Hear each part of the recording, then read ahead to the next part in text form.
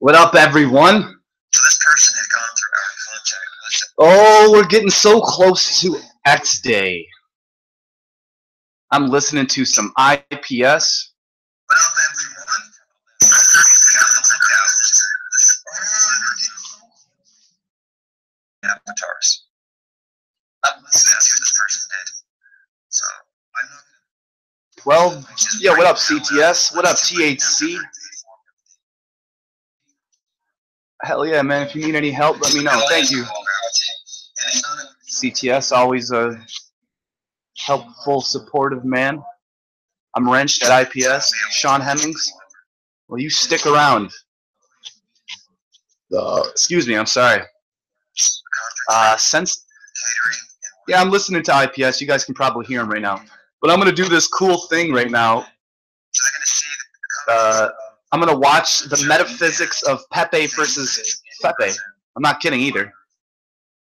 I'll do it right now. I want IPS to see it. You're waiting for your wrench. Truth is social suicide. Okay, just hold on there. You'll get your wrench. I need to see. Oh, Persian Scribe. You know, Persian Scribe deserves a wrench.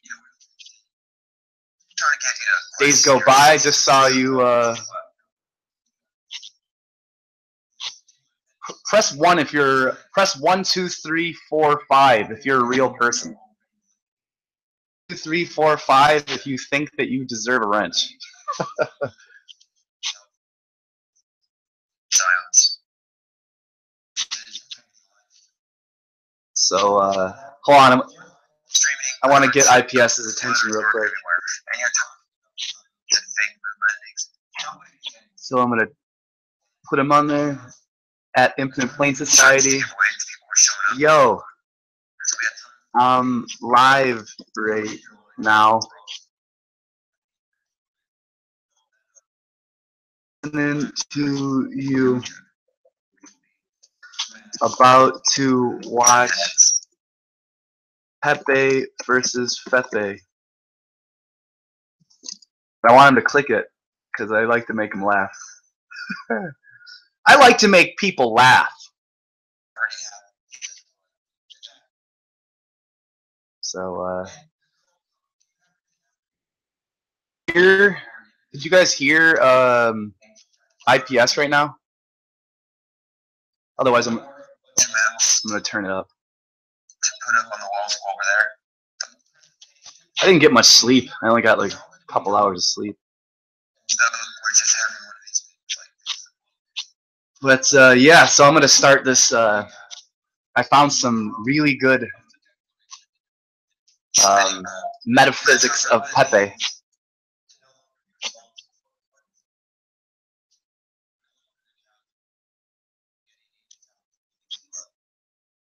If anyone's listening to him while listening to me, and you hear him mention, I just want to see him. Do it, IPS, right now. Right now. Yep. Just click on it.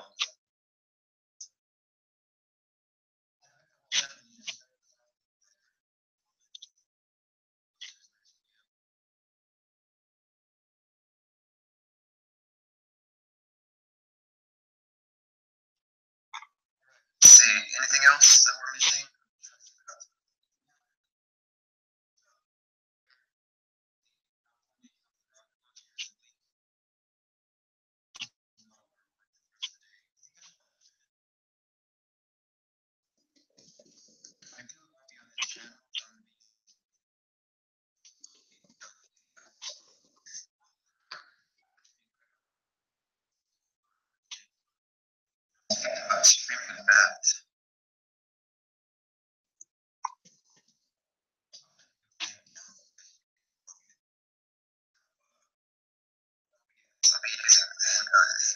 All right. I'm gonna get to this. Okay. All right, see you later, IPS. I'm gonna put you on mute, and I'm gonna share my screen and get this going. You guys are gonna enjoy this. It's gonna be good. So let's see here. Share screen. So share screen.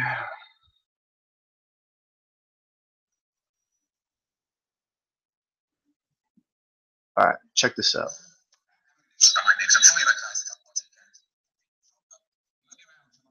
Creators decided to kill him off after the Roman symbol hacked online by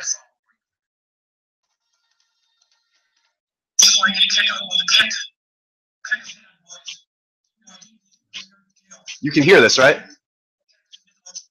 ruled by chaos.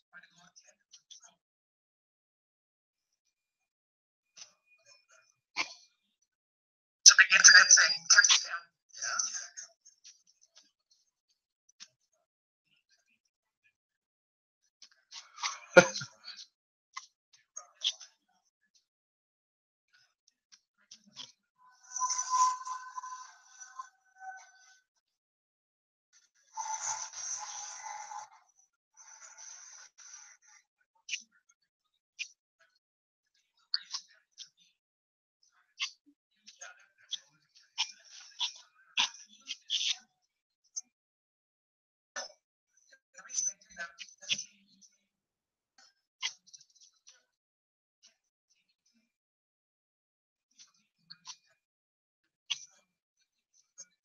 Egyptian god.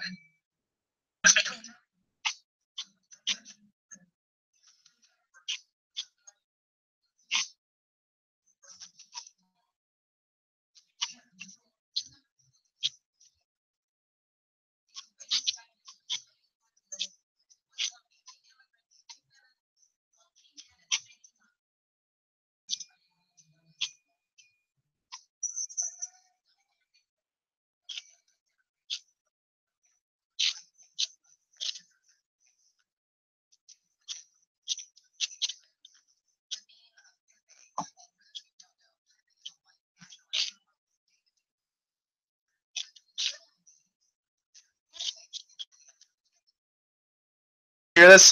You guys can hear this good, right? You guys can hear that, right? Oh, you can't hear it clearly? Is that what it is? Shit, hold on. If you can't hear it clearly, hold on. I don't want to do that. How long? What's up, GPS, Globehead, SubGenius? What's up, flatness.com? He's asking how long is your video? Well, my video's live, so it's as long as I want it to be. IPS is talking about you now. You'll have to back up his video about 40 seconds. Feedback loop between Flat Earth live streams. Persian Scribe. What up, Research Flat Earth? I can hear you really well. The video, not so much. All right. Well, that's not good. I would summarize what's on the video. I can't hear it clearly. Ace was talking to me about you. Ganja. Oh, you're talking about THC, Lady Ganja?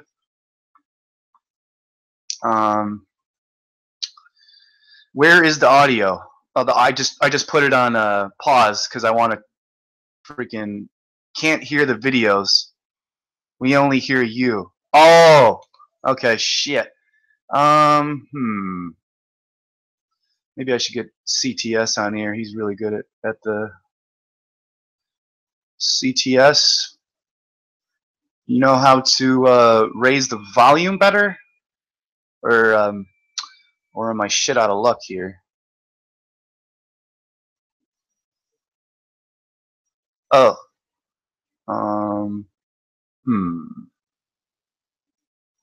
Yeah. Not quite sure what to do. I told him I'd love to stream about cannabis with you. Oh, dear God. Yeah, I'd love to do that. THC and myself talking about some cannabis? Hell yeah. All right. I'm just gonna watch this. Okay.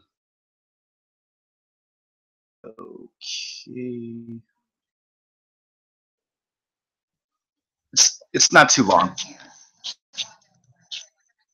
I'm just learning about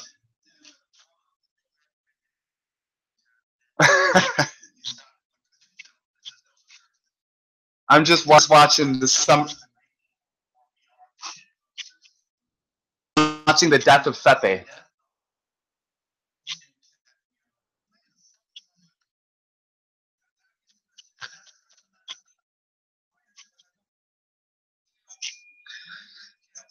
We're in a period of chaos, all right. We got Jordan Peterson on Joe Rogan talking about the death of Pepe the Frog.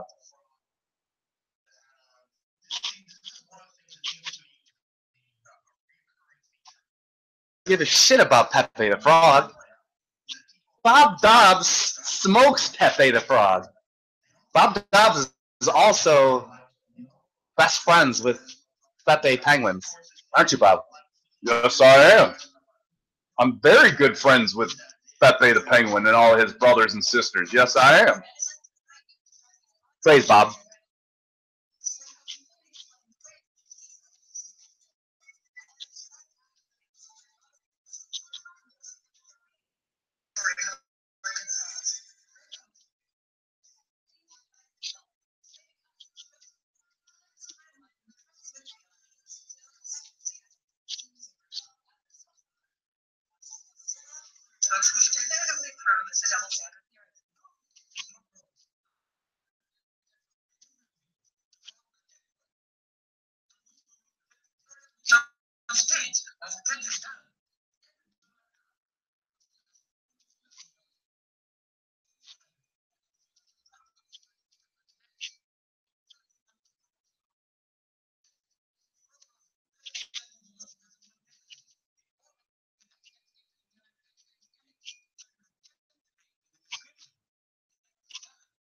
How you guys doing today? On speakers and raise the volume slightly.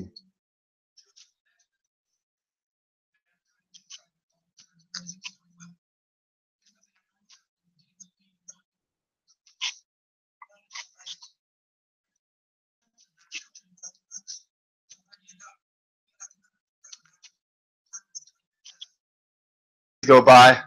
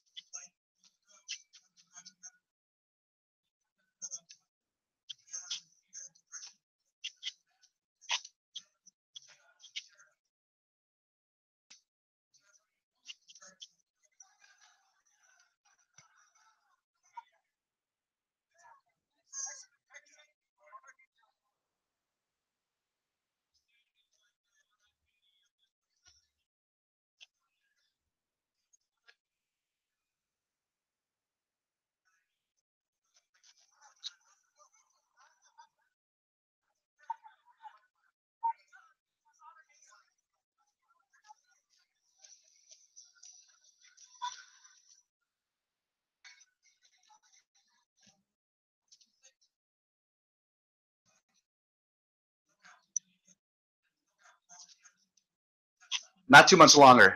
I'm just gonna watch.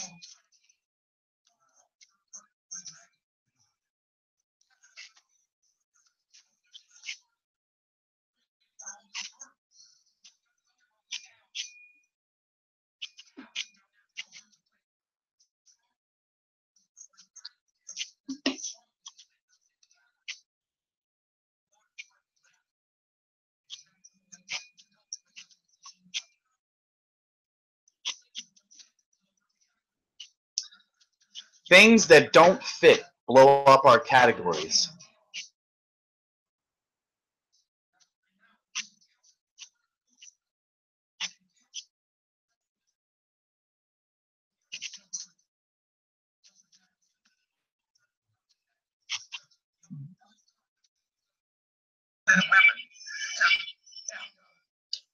Tell the truth, huh?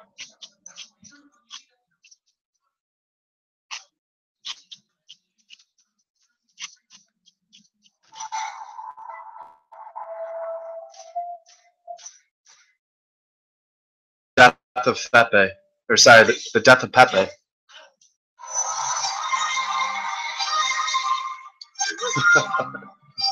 Oh, that's fucking funny.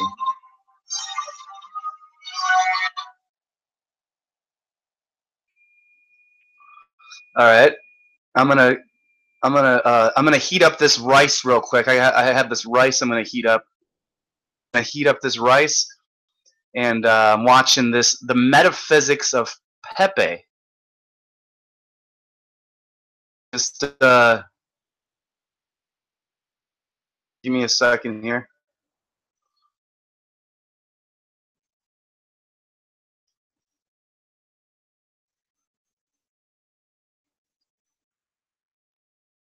That's right, the Metaphysics of Pepe.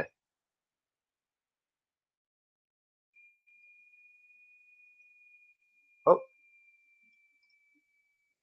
hold on. It isn't working. 1 second. How's everyone doing, man? Thanks for tuning in. 20 people watching. I'll check the chat room in a second. I'm gonna heat up some rice in a second. Let this play in the background. What the fuck is going on here? There we go. Right. Yeah. So yeah. Okay. So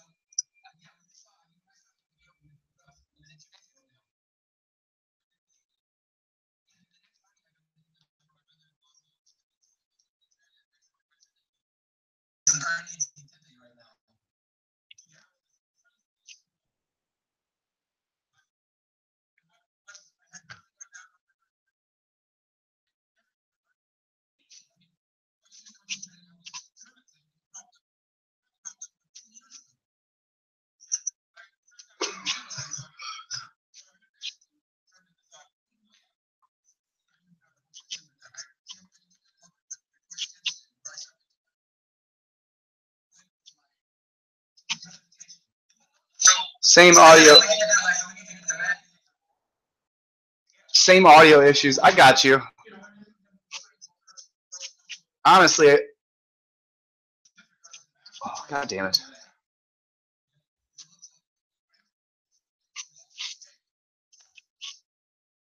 All right.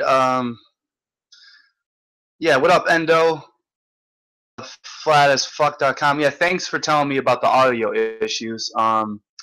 It's no big deal. I mean, I want you to hear it. I just put it on pause. I would rather you hear it. So you can hear it, and that'd be great. But I guess I'm just gonna heat up this rice, and I'm gonna watch this and listen to this and learn more about this, and I'll give you my thoughts as I'm watching this. If you can't really hear it too well, I'm sorry. That's not going to be as entertaining or interesting as I originally planned, but you can't always get what you want. So let's see here. The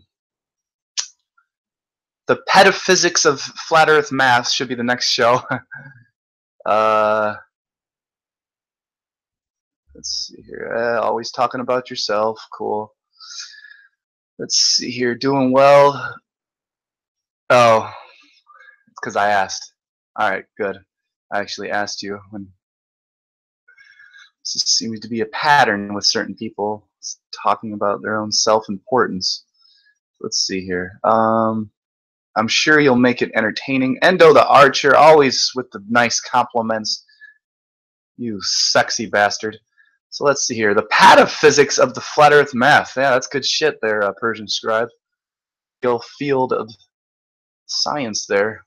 The real field of physics is pataphysics and paraphysics. Good old paraphysics. Good old paraphysics. But yeah, thanks THC for your contribution on the sun tracking. I'm gonna put this. You know what? Shit. CTS. Yeah, I'm gonna hand you the link real quick.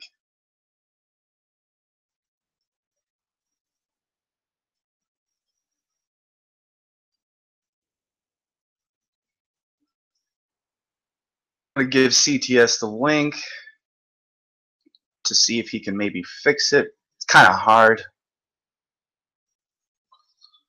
Moonflower, if you keep talking about yourself and self-importance and shit like that, I'm just gonna fucking ban you. I'm so sick of talking about the same things over and over and over again with you because you don't fucking listen to anyone. So let's see here.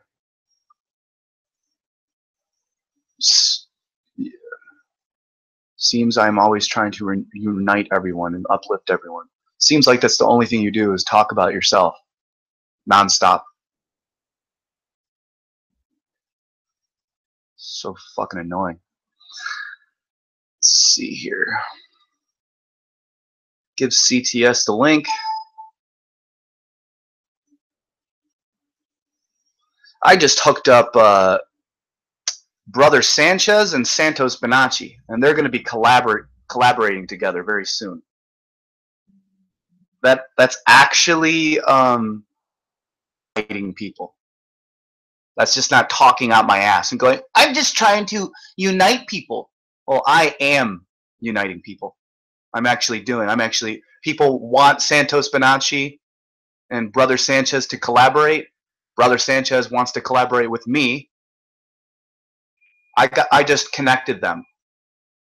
And that's actually called literally connecting people and unifying people. Not just talking shit about yourself. I'm doing this and I'm doing that. Okay, good. Why don't you show some of your work then? Who you're uniting. Instead of being scared about hurting Globehead's feelings on your fucking wall. Here you go, CTS. How's that truth taste? I love spitting truth to fake people.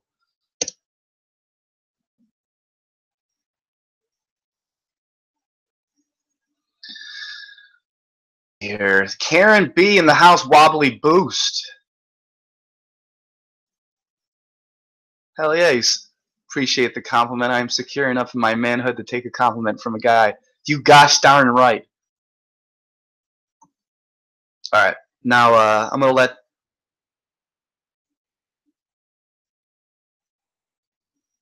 Fuck it. I don't want to just have it empty, dead. While I'm going to make this rice. It's only going to take 1 minute. But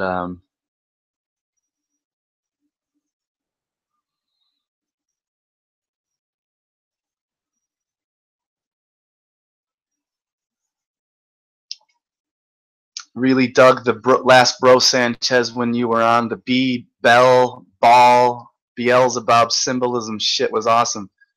Thank you, man.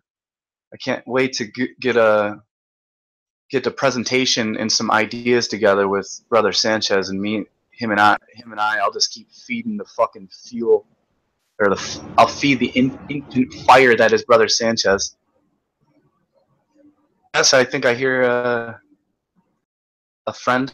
Oh, there he is. A friend in need. Oh, where'd you go?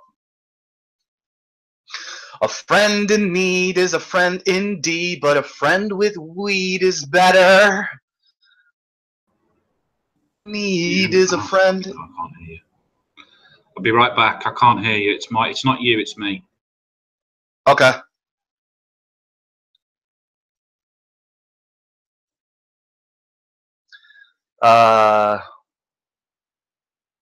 Okay. I'm gonna go I'm gonna put this on real quick. Shit, I can hear you now. Okay, so you join. I'm gonna give you the how do I oh, let's see here. I go to room and I push the arrow and I put share controls. Yep. And the control. Alrighty. Do what you need to do. I'm gonna and you talk. I'm just gonna go make some ship. So should I play the video right now? Yeah, why not, man? If you just turn your speakers up slightly, then it should just come through. That's the thing. I think it's as high as it goes, but I'll double check.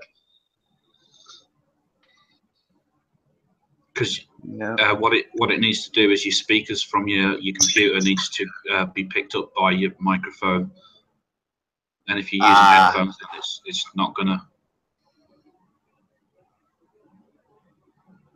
You'll also need to screen share the vid. Okay. Just give me a second here. What have you been up to? Trying to get some sleep, resting. Just yeah. I've only been up like about 2 hours. I haven't got much sleep today either. We gotta catch up on our sleep. Yeah. All right. So let's see here.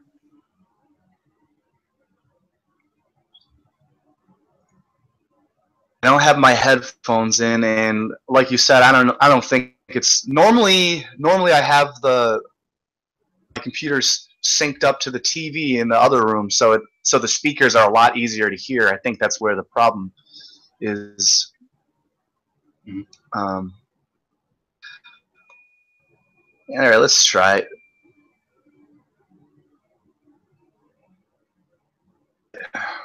If it doesn't work, whatever, I'll just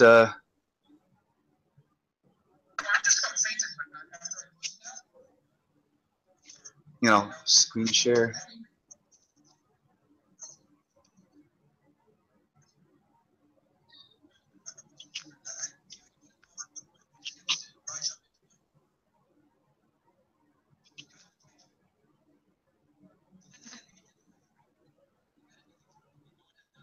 Okay, I'll be back in a minute. Okay. Yeah, I'll be back in a minute. Just make sure you. Oh yeah, I can see it. That's fine. I'll present to everybody as well. So.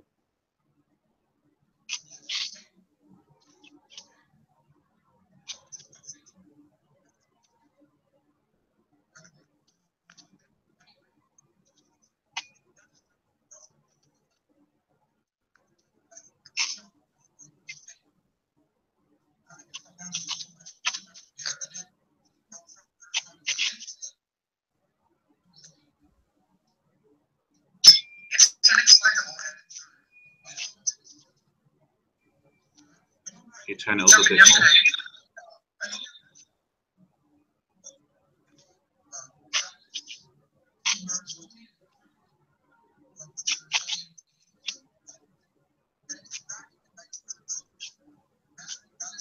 She's the person who invented the IET.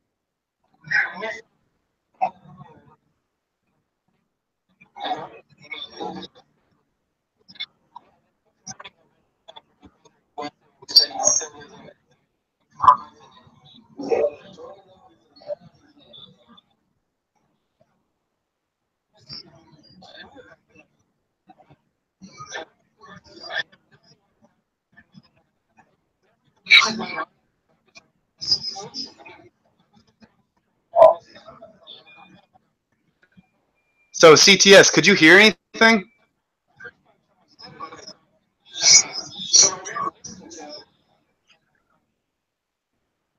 Sorry, can you hear me? Yeah. I had to do it through my setup because the volume was just too low.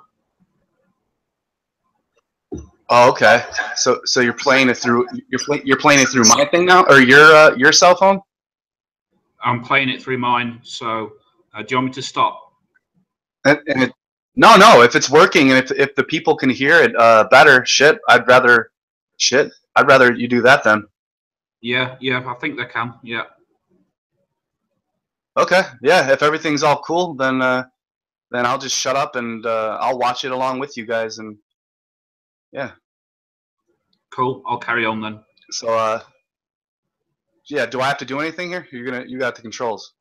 Just no. Just I'll mute you in a second when I press play. And okay.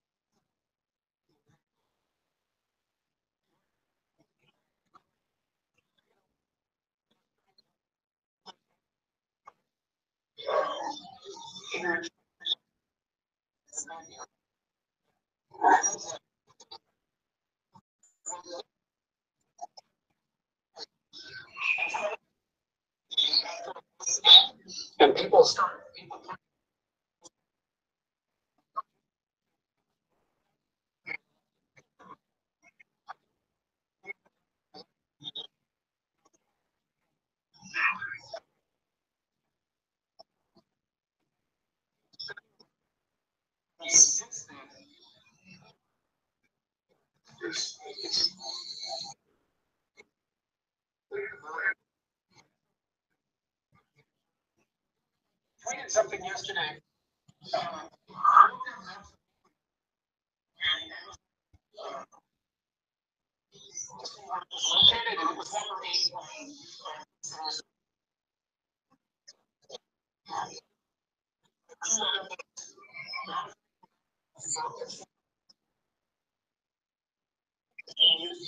Unconscious bias. Oh my god! And the other one was a book by Richard Bandler that I think was called Frogs and Princesses. Just, and then to find out about CAC, I didn't know about CAC. And anyways, it's. And then today I was watching Nina Pele, who is an absolute genius, and she's animated the plagues that Moses called down on the Pharaoh, and of course one of the plagues was a plague of frogs. Yeah. And so.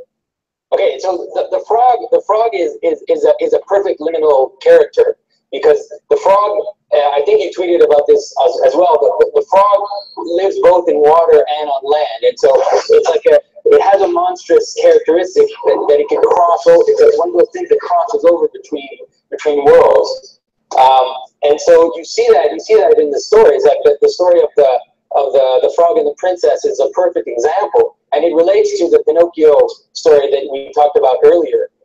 So a princess goes to a pond. She's playing with her favorite thing, which is this golden ball. And so she drops the ball in the pond. That just to mention something, that golden ball is the same thing as the snitch that Harry Potter chases in the Quidditch games in Harry Potter. And it's funny because inside the snitch is actually part of Voldemort's soul, right? So that's part of the soul of evil that's inside the golden ball. And the golden ball in Harry Potter has wings, which makes it a round chaos. Technically speaking, it's an alchemical symbol. And the round chaos is a mercurial symbol. Mercury is an emissary of the gods. And so the gods are speaking to you when anything flickers in front of you and captures your attention. Mm-hmm. And in the Quidditch game, the person who follows what captures his attention is the seeker, and also the person who wins not so much the game, but the meta game. What's important, I think, in this story is that the ball is the most important thing. Right. So that's why it's golden. It's like that's golden. So for her, it's the idea that it is the most important thing. Yeah. So she drops this ball in the water. It gets lost. So she loses the most important thing. It falls into chaos. Right. So that's the death of God. Yeah. For all intents and purposes. Or just the idea of the loss of innocence, or whatever you think about it in terms of the loss of the most important thing. And so this frog appears and says, I can go get your ball if you promise something for me. And so the promise is that she will bring the frog with her into her castle, let the frog eat with her, and then let the frog sleep in her bed. Okay, right. So we've got those two things, food and sex, we talked about before as well. So the frog goes down into the water and then brings up the most important thing.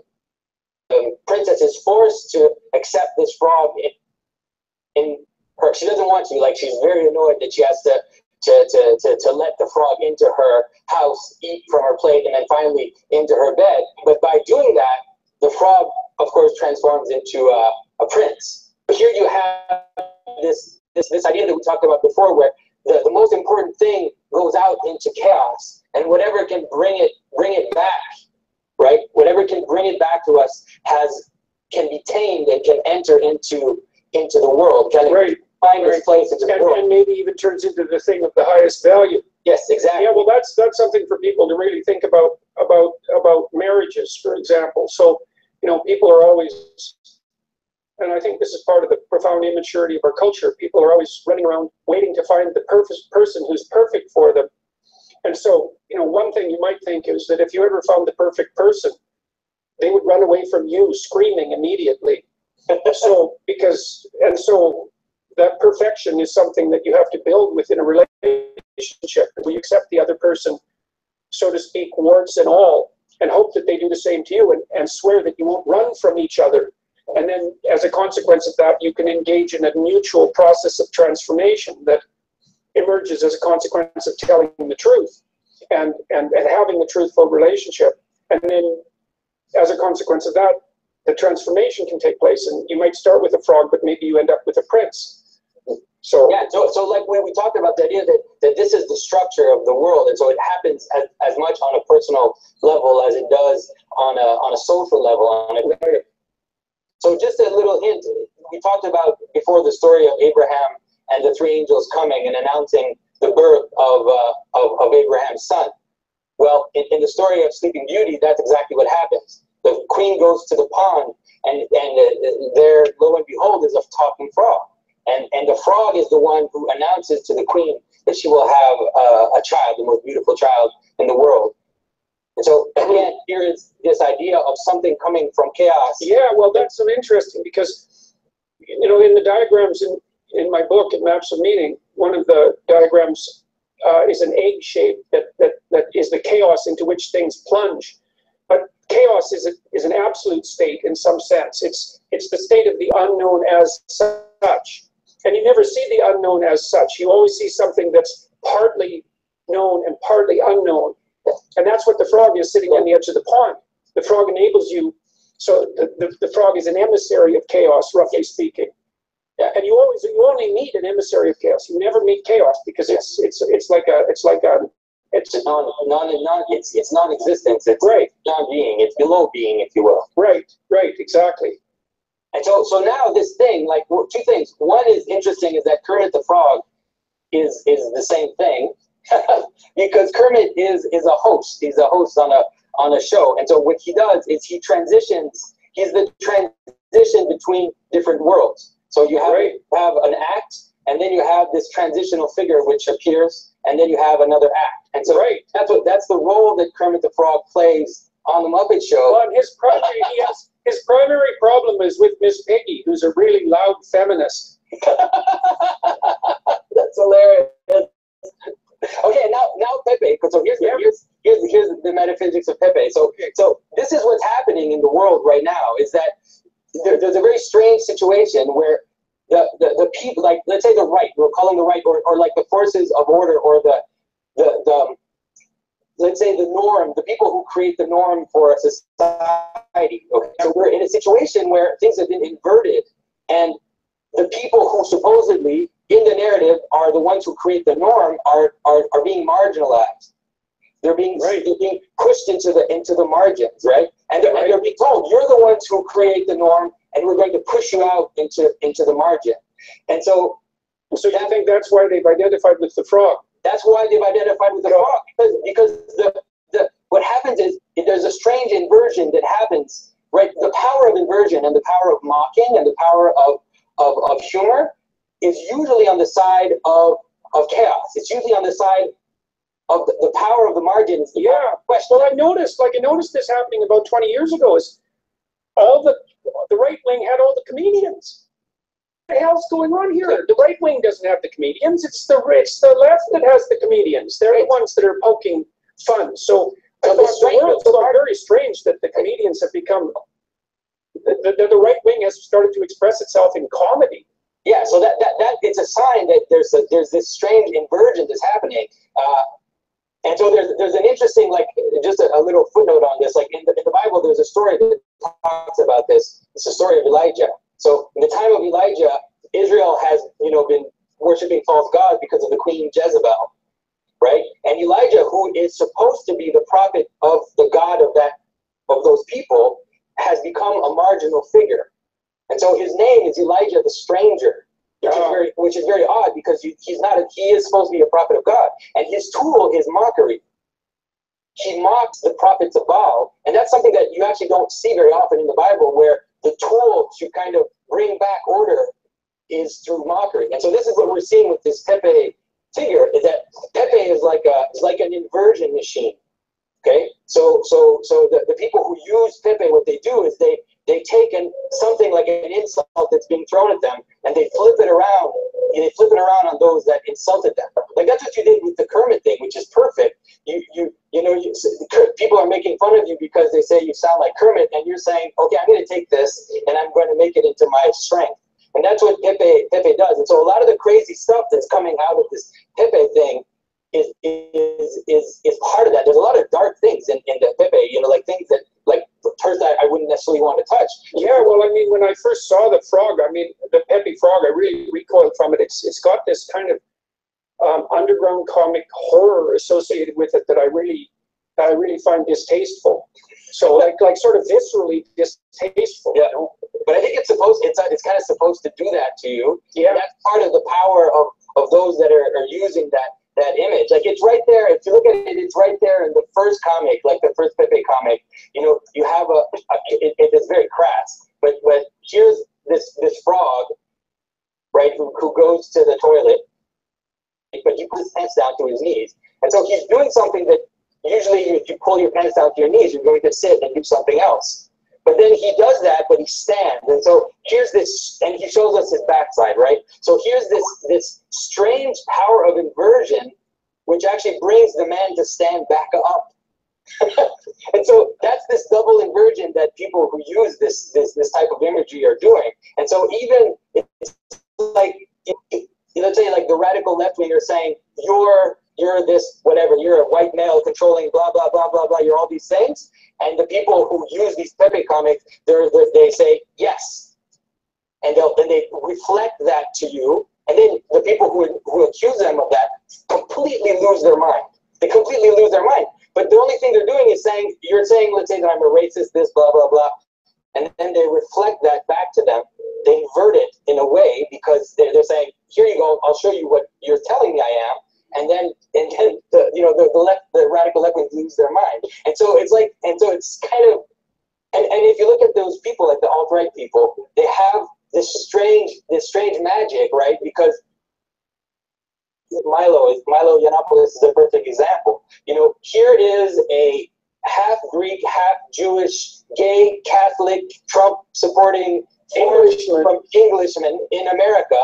And so nothing, talking to the Republicans. Exactly. And so nothing people can throw at him will stick on him because he is the frog. Like he is that marginal figure standing on the side, but he is that double inversion. And he's kind of, I don't know if he's trying, but what it seems like he's doing is bringing order back through like this double flip that's happening. It's very odd. It's a very odd It's very strange. It's a very strange time. So anyways, I would just say, just be careful. It's a dangerous place to stand. Yeah.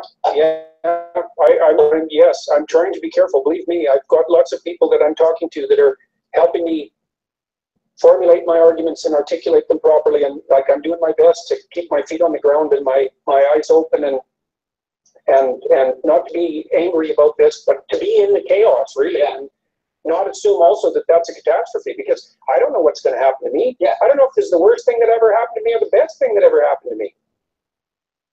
Yeah, and what the solution will happen inside the chaos, right?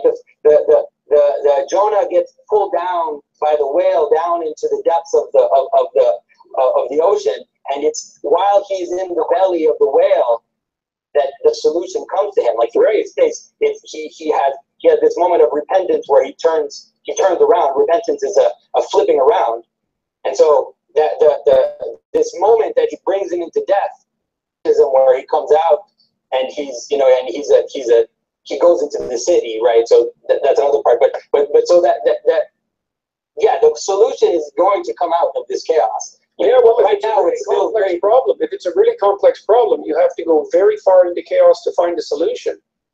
But there's always the risk of losing yourself when you're in chaos. So right.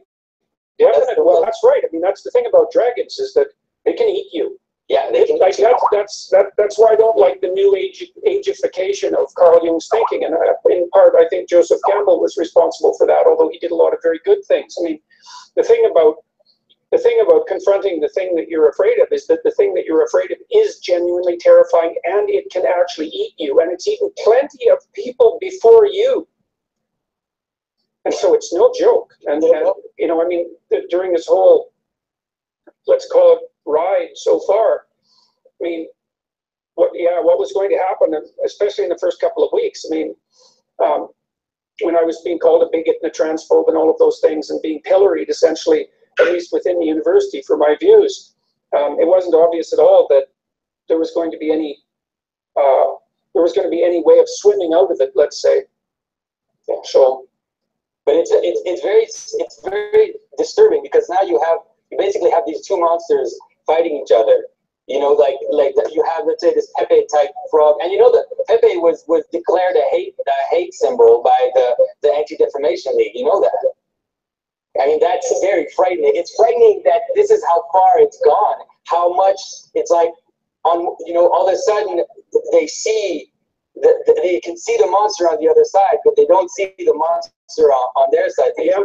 You know, and the LGBTQ, et cetera, I mean, that is itself a liminal form. Well, look at what's happening with it. It's the same thing that happened with the gender-neutral pronouns. As soon as you blew the binary apart, there was an endless multiplication of potential identities. Now there's the chaos manifesting itself, and the ever-expanding letters that go along with LBGT is an exact example of exactly the same thing. It's like, well, we're marginalized. Well, we're marginalized too. Well, we're marginalized too. How about us? We're also marginalized. And it's like, and I guess that's also partly because each person has at least one element of them that's seriously marginalized in some manner.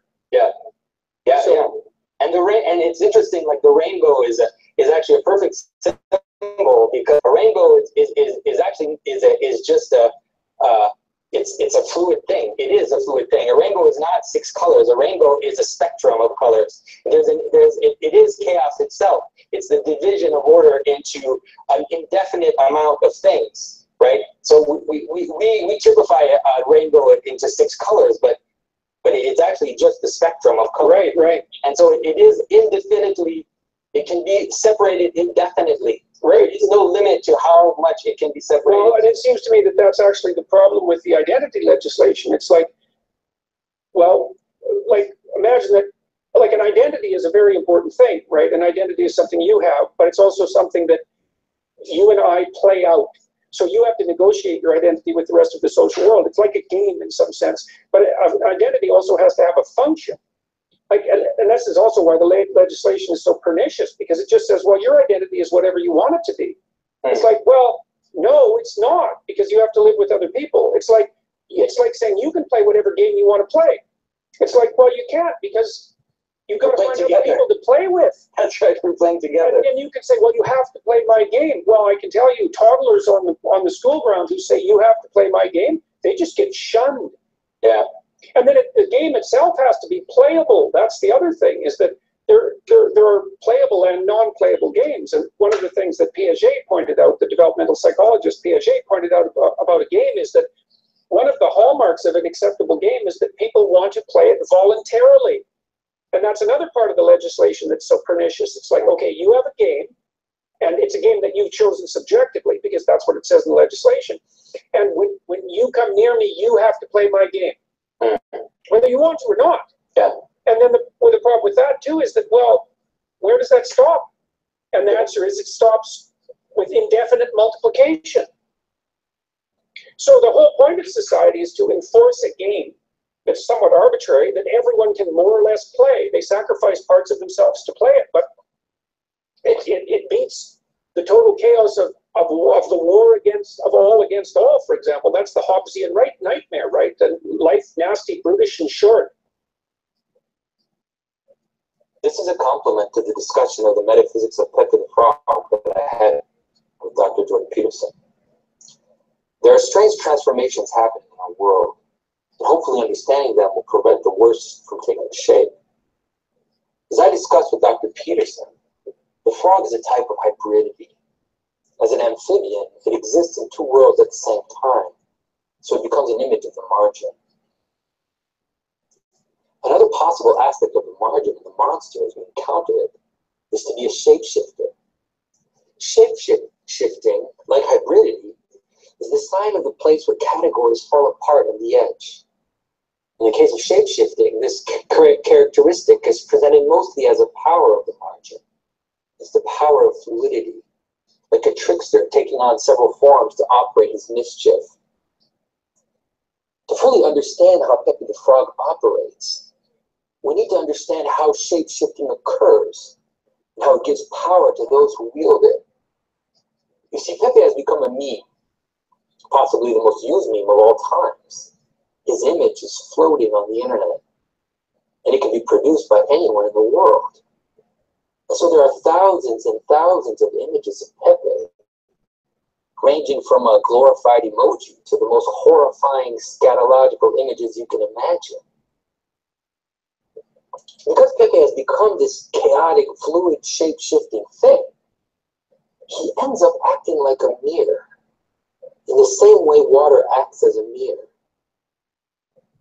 And the way that works is that because there's so many images of Pepe, when people look into that huge chaos of images, they can't encompass it, all of it. They have to mentally order it. And in ordering it, they do that using their own mental patterns. That is, they project their thinking into this chaos. And as they force the chaos to take shape, it becomes an image of their own ideas, maybe their own ideological possession. And so one of the things that has been happening is that some people on the right, what some groups are calling the alt-right or whatever, have been using this effect to act as a mirror against the social justice warrior types. It even went so far that the SJWs finally declared Pepe a hate symbol. The Anti-Defamation League said that Pepe was a hate symbol. I mean, this frog, this cartoon frog, it was so ridiculous that the ADL finally scaled back some of the language they used. I mean, of course, it was politically motivated. But how could such a silly thing happen? Well, certain images of Pepe, a few of them in the thousands and thousands of images available, had racist themes. And so there was a Hitler Pepe and a KKK Pepe, a scheming Jew, African stereotypes using racist slurs, cliche Mexicans. All of these examples were floating with the other thousands and thousands of Pepe images online. But when the social justice warriors looked in this mirror, this pond of Pepe images, all they could see were the ones that reflected back to them their own ideology, or rather like a mirror, an inversion, the dark shadow of their ideology. Of course, immediately the accusation came. Pepe is a racist symbol. He's a hate image. And the irony is very big because, first of all, no one controls this image. No one has any control over it. Pepe is everything and anything and nothing at the same time. By declaring publicly that he's a hate symbol, the SJWs are pointing to their own absurdity, and this to the delight of those that use this image. But hiding this is an even larger irony. If you look at the images that they pulled out as being racist images, there's this strange contradiction in them. You see, on one side there's Hitler Pepe and KKK Pepe, and there's a Trump Pepe. Well, on the other side, there's the scheming Jew, the African American, and the Mexican. This means that Pepe is at the same time the archetypal oppressor seen from the side of the victim. All along is the archetypal. Yo, CTS, could you stop this?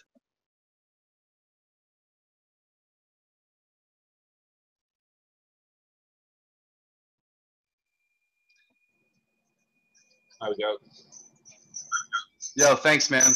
Yeah, I appreciate that, dude. You can stick around if you want to, but you know, if you want to get some rest or whatever, you're a free man. You do what you do. Thank you for fixing that, putting that up there. I just wanted to learn a little bit more about the history.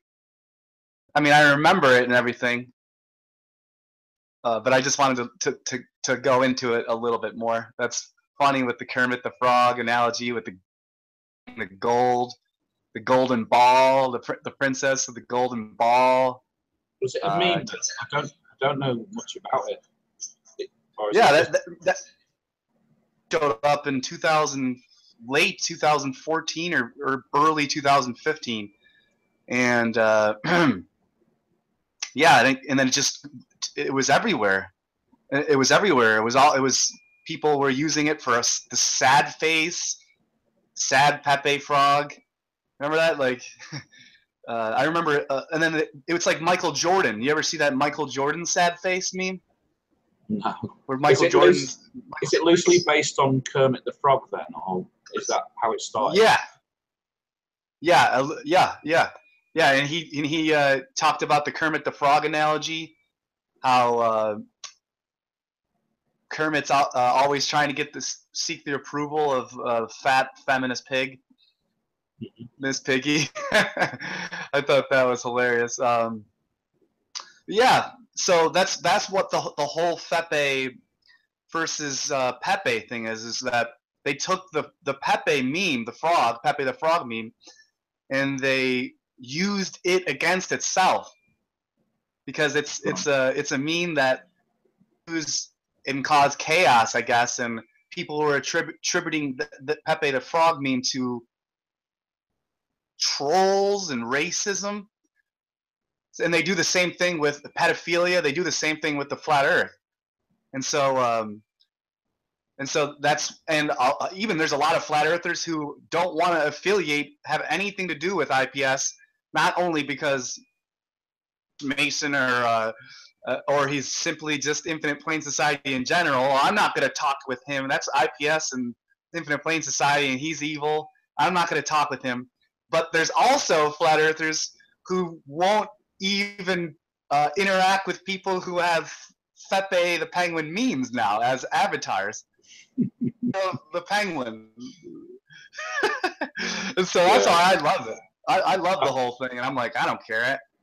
From what I can make out, what the guy is doing is just trying to help and trying to push the information. I don't see what the fuss is about. You know, obviously nobody's going to agree with every aspect of everybody's opinion, but we're all different, you know. And I don't. If people are if they've changed their avatar to support and promote, and then people are literally shunning other people because they've done that, then that's very silly. Yeah, it is, man. I'm gonna do some reading here. I'm gonna read the last part of this book,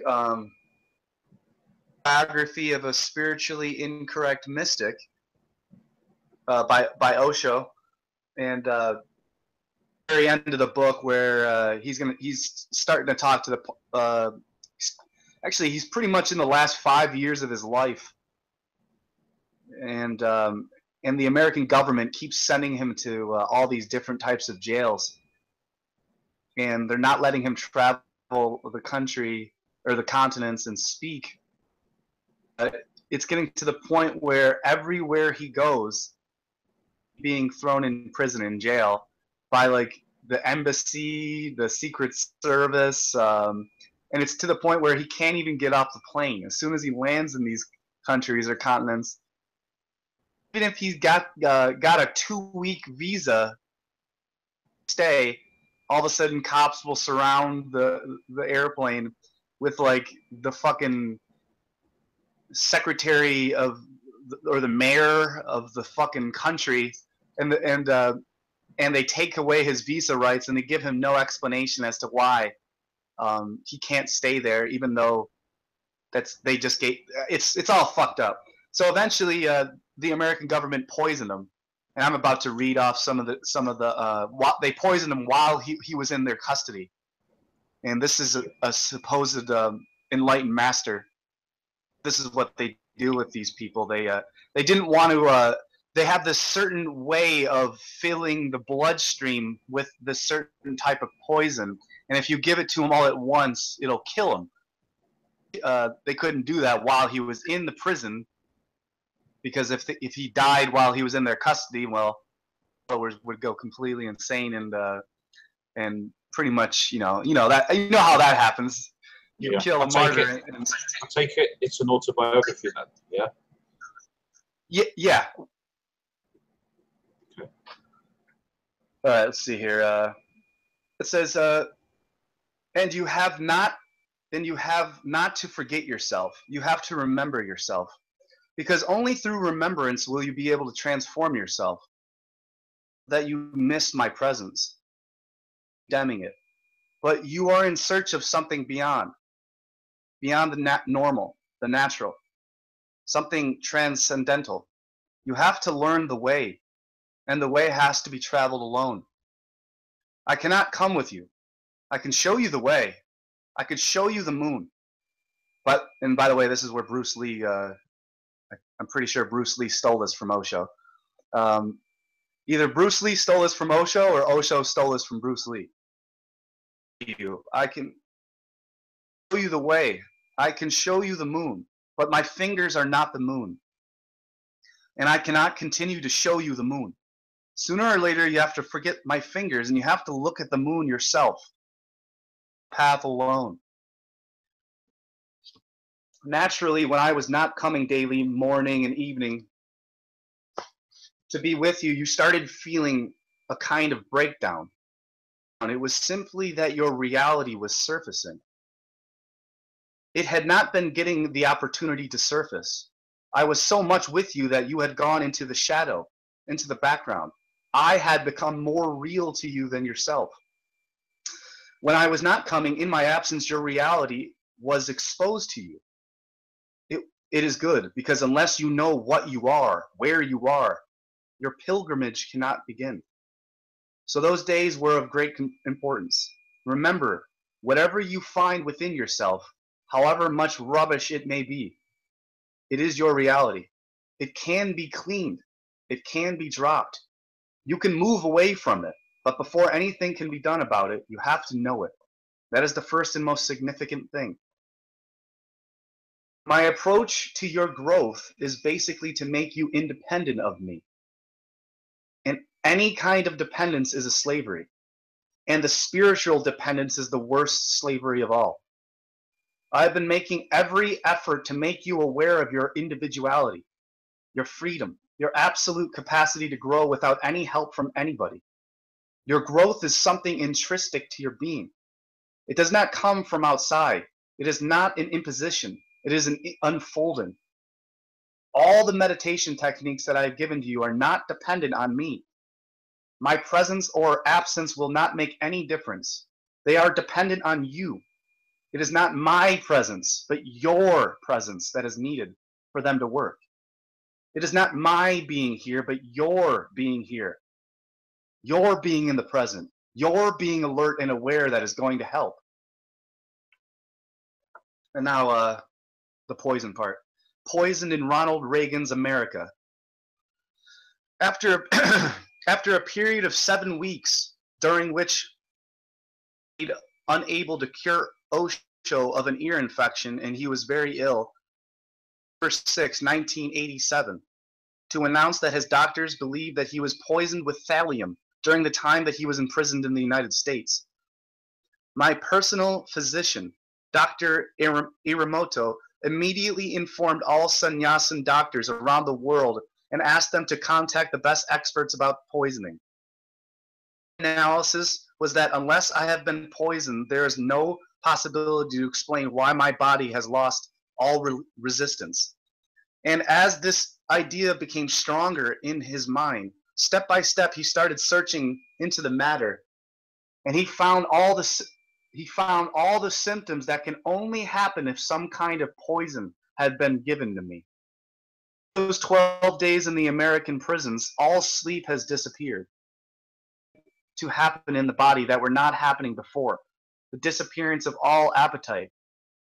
Food seeming to be absolutely without taste. A churning feeling in the stomach, nausea, the desire to vomit, no feeling of thirst, but a tremendous sense as if one is uprooted. Something in the nervous system also seems to have been affected.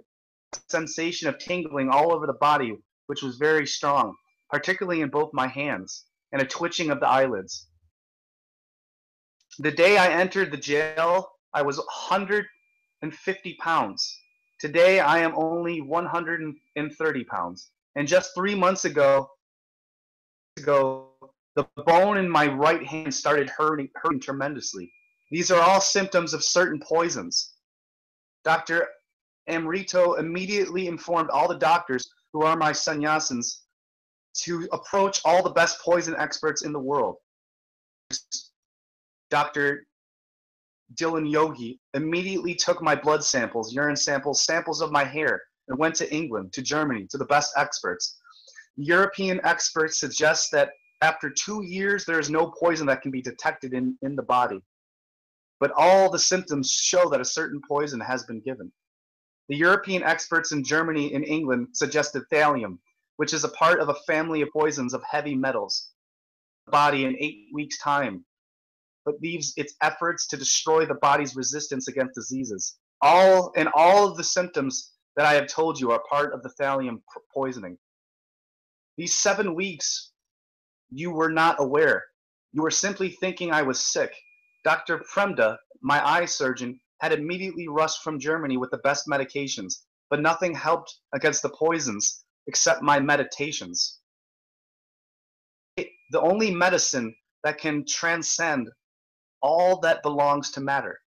These 7 weeks I have been lying in darkness almost a whole day and night, silently witnessing the body and keeping my consciousness unshadowed by anything.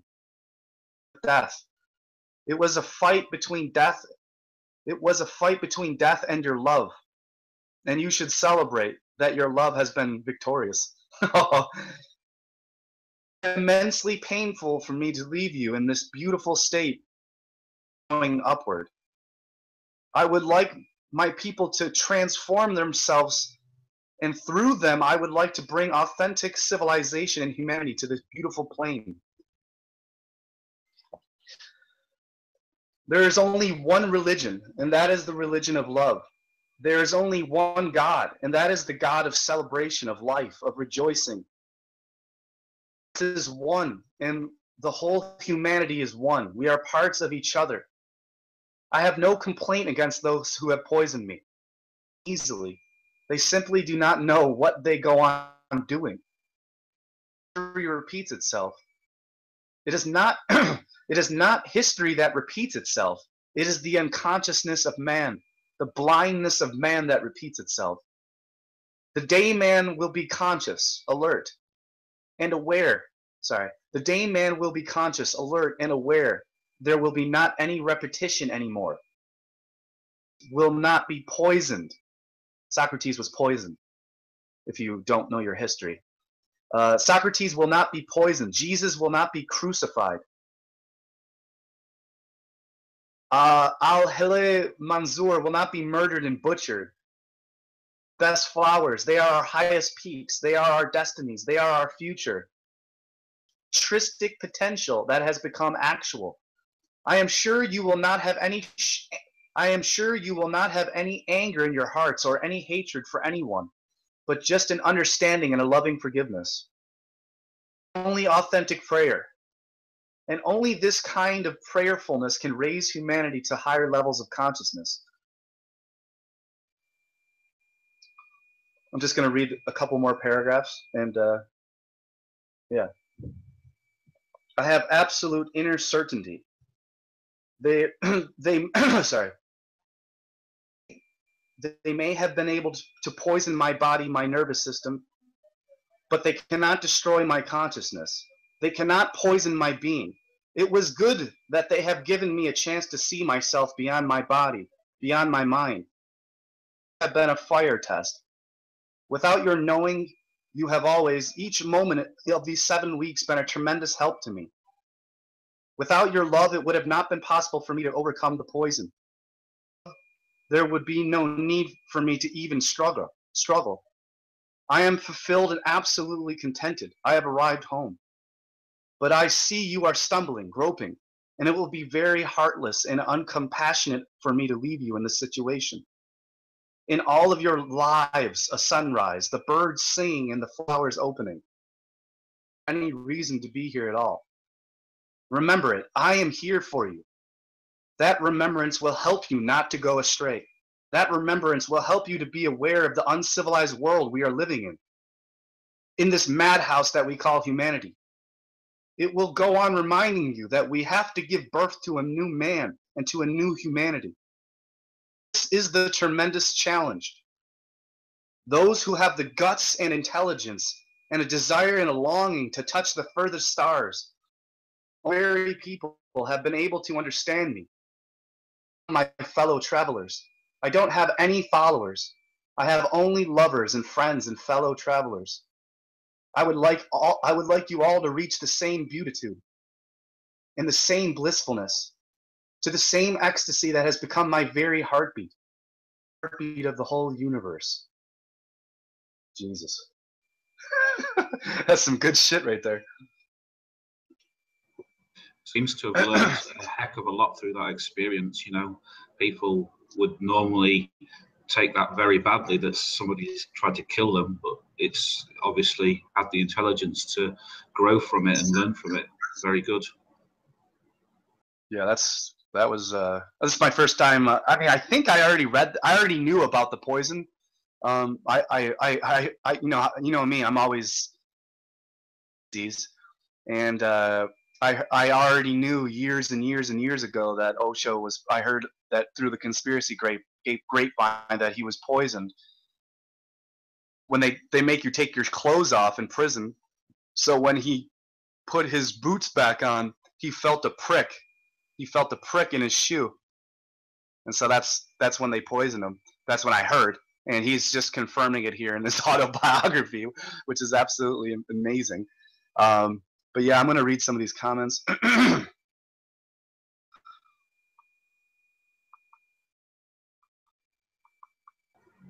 So what was it, do you reckon, that sparked off people wanting to poison the guy? Oh, well, he was trying to combine the Eastern philosophy and traditions of the technology of meditation and the science of meditation, and he was trying to best, which is the technology of science and materialism, basically. So combining the technology of science of technology of the West with the technology of science with the East, which is the inner technology. So he was trying to combine outer technology of the West and inner technology of the East. Obviously, they don't like people promoting. Well, also he was proving to the whole world that you know how they say the United States pretends that it doesn't, that the state and the church don't work together. They say this separation of the church and state. Mm-hmm. State are not allowed legally to work together, but in actuality, that's the only thing they do is the state and religion and the state in religion and the religions are all intrinsically work together. He was creating communes all over the world where there was no such thing as religion, and it wasn't they didn't combine their hospital. He was making hospitals, and there was no priests or nuns in his hospitals. So Osho was basically combining science, and he was telling everyone, hey, I'm combining religion and science, and I'm not, and everything we do is it's just honest. We're being honest with you, and so the state would come in and say, hey, you're not allowed to do that. Only we're allowed to do that. And so that's when they started like jailing him and stuff. And yeah, it's just crazy, man. The whole thing is crazy. Sounds to me like he was trying to extract the bullshit from two good things and just make the best out of something, and they didn't fucking like it. So they thought, you know, we'll get rid of this guy. Mm-hmm. Yeah, that's exactly what happened. see here. I am lip service. Does anyone know what nice guy is on about? I'm not quite too sure, Jack Skellington. Yeah, you got a wrench. Days go by. Memes on Google are hilarious. Yeah, they are. Excuse me. You look like a lumberjack serial killer, Darren Fuchs. I thought you were gonna say that to me, but okay. Let's see here. I have an ex-girlfriend of mine tried to get me to dress like a lumber sexual. Those what are they called? Those hippie, those new age hipsters. Yeah, those new age hipsters that wear flannel and suspenders, and they think they're. There's some odd fashions around. I looked it up because I didn't know what that means, and it means somebody who is a young man who wears like outdoor type rugged country wear, but doesn't have that lifestyle at all. You know, it's just doesn't. But for a fashion reason. You give them a real axe to cut some wood, and they'll fucking end up cutting their foot off. Anyone here study vortex mathematics? I've studied the basics of vortex geometry and mathematics. Jack Skellington. I know a little bit about pi and phi and the golden ratio, the golden mean, whatever you want to call it.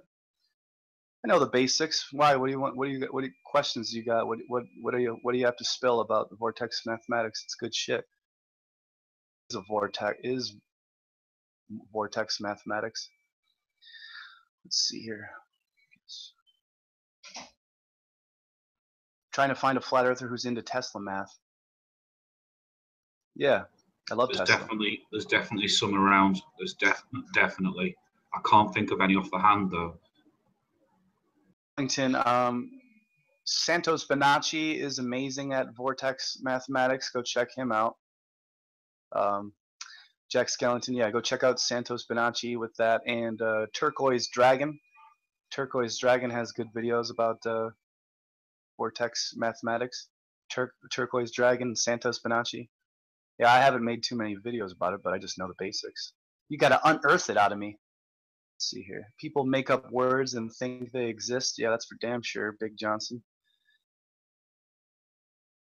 Let's see here. Globebusters have done vortex math shows last year. Fashion is a corporate tool intended to keep you docile. Yeah, that's a good fucking point, Jack Skellington. Very good point. You ever watch those fashion runway model shows? Me? I can't. No, I just can't do it anymore, Dan. It makes me feel dirty. It is disgusting. All the women are well, 50% of the women are fucking trannies. Finkel is Einhorn. Einhorn is Finkel. Let's see here. Sounds like an Ace Ventura quote to me. Yeah. That's from Ace Ventura when he was taking the plunger and fucking sticking a plunger to his face, and that shit was too funny.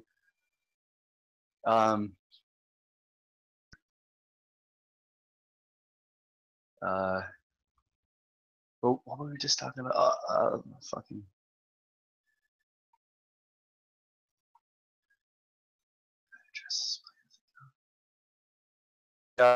No one really. Did anyone even comment on what I fucking read? I guess not. I guess they just enjoyed it. We are all part of the one spiritual beings having a human experience. Persian, that girl was definitely not for you. Oh yeah, I watched this male fashion show, and males on the runway.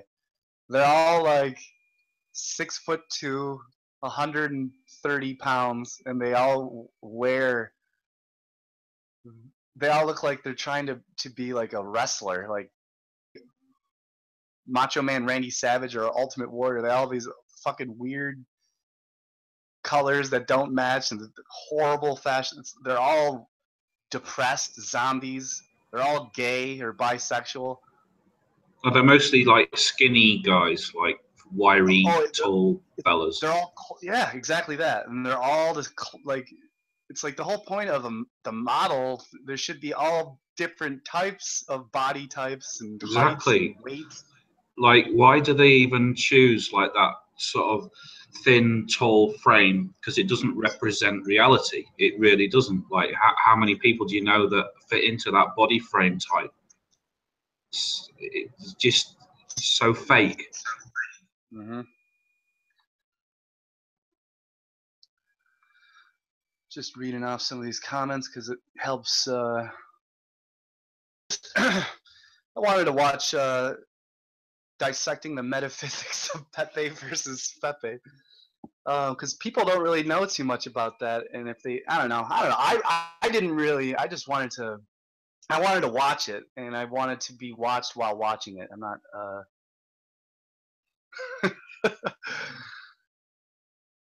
Do you ever get that? Do you ever? I mean, I know you're not an attention whore like I am some of the times, even though I'm not as bad as some people are. Jesus Christ!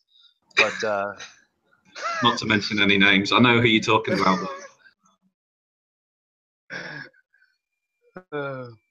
So let's see here.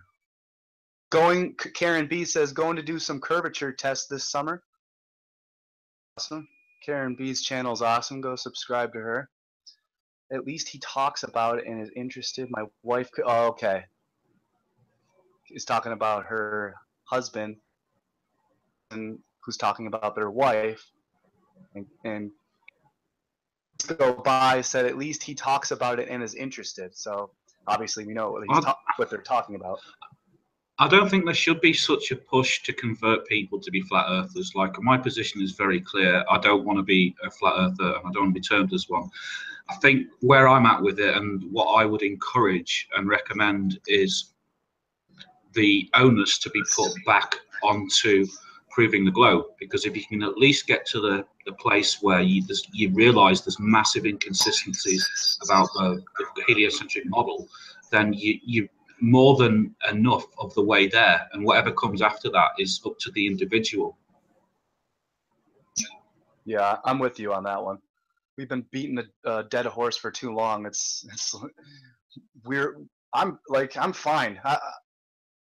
Means of quote unquote converting the perverts, converting the perverts is doing the things that I enjoy doing, which is going on to talk shows or radio shows and talking to a fuckload of people and debating live science and doing a halfway decent job of it. And so that just by default will convert perverts, even though that's people. Well, hey Dan, you'd be a lot better of a speaker and talker and communicator with people if you just defensiveness and your attitude. It's like, yeah, but this is what got me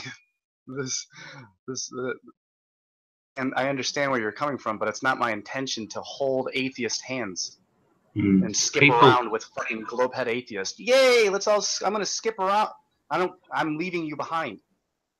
People tend to interfere and want to censor and tell people. I do it myself, and I catch myself when I watch myself back or speaking, and it's like, ah, damn. But if you're taking that out of somebody, then they're not being themselves. You know, you should let people be themselves, because that's who they are naturally. And good things come out of people being natural and being themselves. So, yeah, I don't agree with the censorship to a certain degree. But if somebody, you know, at the same time, if somebody's being overtly an arsehole, then it should be pointed out to them. Yeah, that's true. Let's see here. Yeah, you go ahead and you let me know. CTS. Like Andrew WK, except Latino one. Latino Andrew WK. That's funny. Yes, I've said that before. When I had short hair, I like to call myself the Mexican Seinfeld.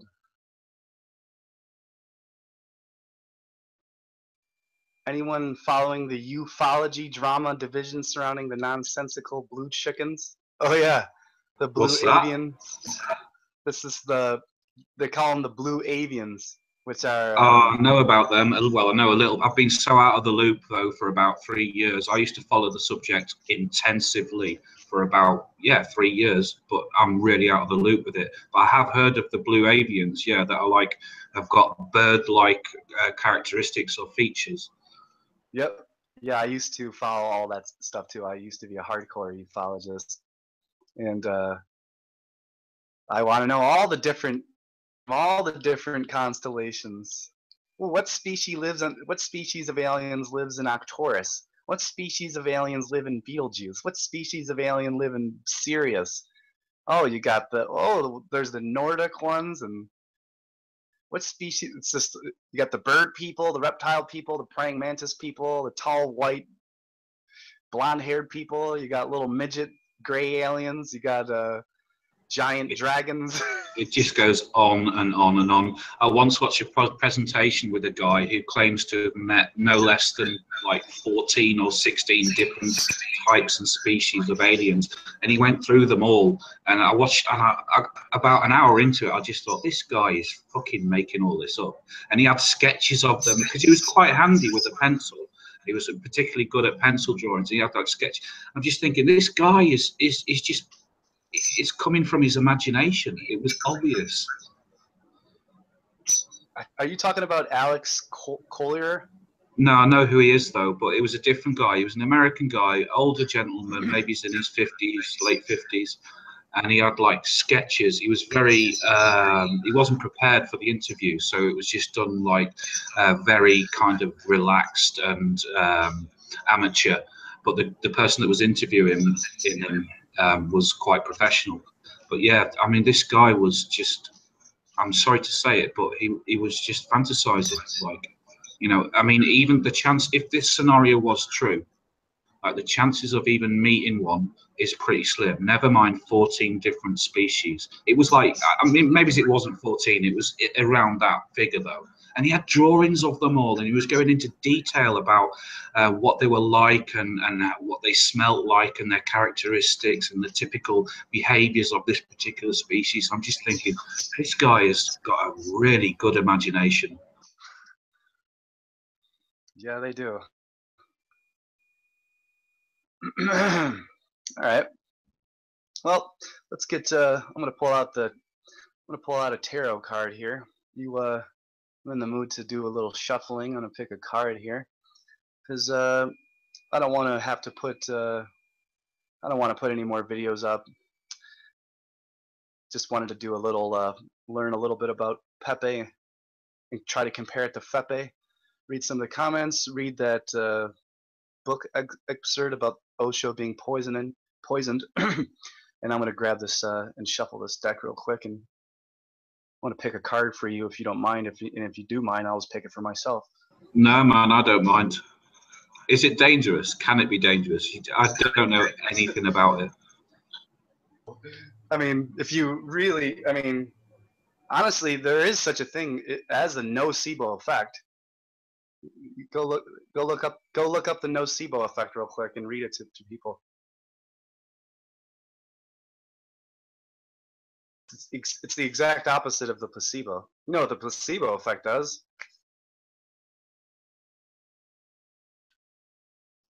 Yeah, I've got it here. It basically says a detrimental effect on health produced by psychological or psychosomatic factors such as negative expectations of treatment or prognosis. Right, I get it. And that's been documented as being as true as the placebo effect. And we know how the placebo effect works, like 50 fucking, what? It's like over 50%, isn't it? It's high. It's very high. Or it's around there. It shouldn't be around there, but it is. So that's because yeah, the brain controls the body. You know. And yesterday I learned that the brain is not just in your fucking head. That the nervous system all over the fucking place. There's brain neurons in my heart and all over the fucking in different organs in the body. That shit's crazy.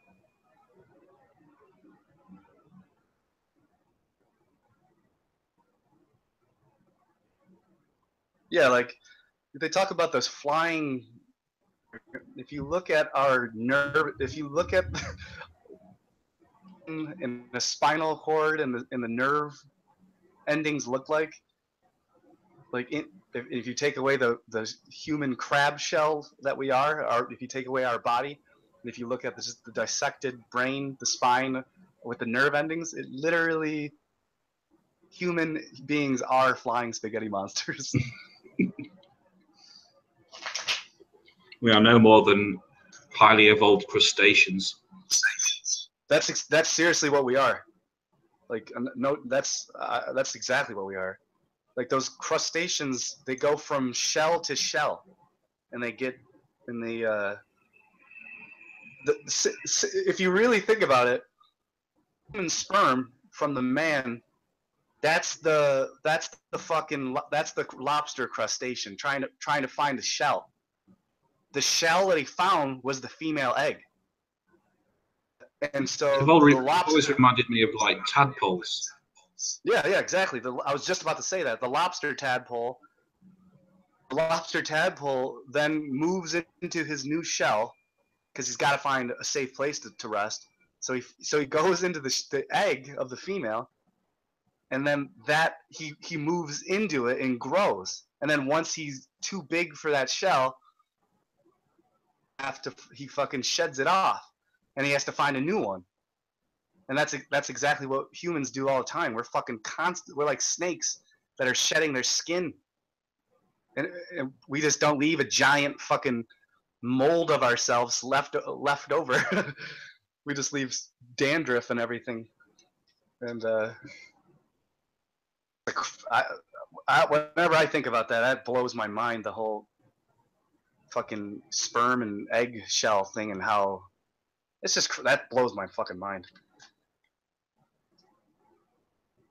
So yeah, I've been shuffling this for a while now.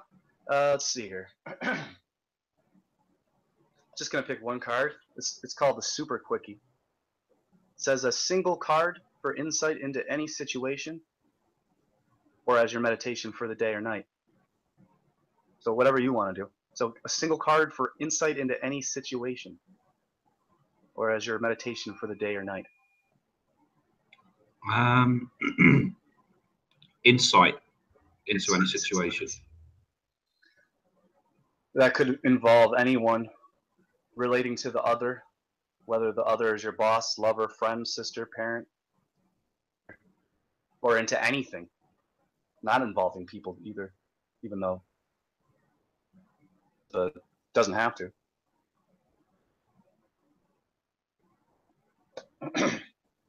You got it? So what do I have to do now? What do I do now? Do I say? Don't tell anyone. Me. Just, yeah. Okay. You got it though? Like, is the what you? So I'm gonna pick the card, and then that'll hopefully line up and sync up with what you were thinking. Right. To hang resolve. on. Just give me a second. Okay. Let me just get this in my head.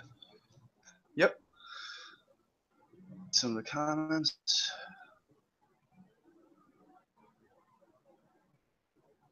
We got a fucking therapy session going on in the chat room with Karen and Days Go By and Persian Scribe. Right, I've got it processed now. Yo, see you later. Days go by. I don't know how much longer you're gonna be here, but thanks for stopping by. I'm just gonna let you see the cards, so you know I'm not cheating. There's the cards.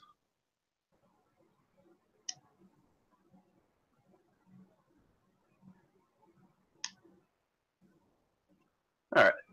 Just tell me hot or cold. Cold. Warmer.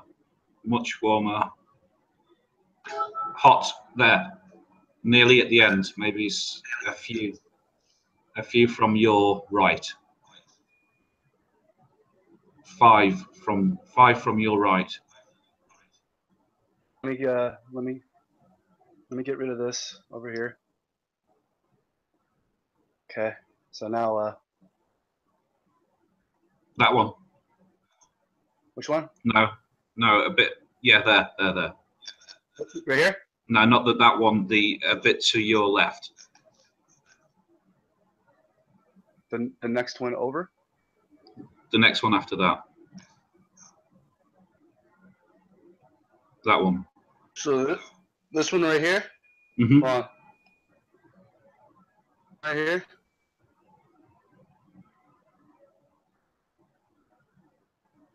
Oops, sorry. Is it this one? Yeah. Okay. I've never pulled this card before. I've been doing this for like 2 years. I've never pulled this one. This is gonna be cool. It looks fucking sweet. Check it out. It's called experiencing.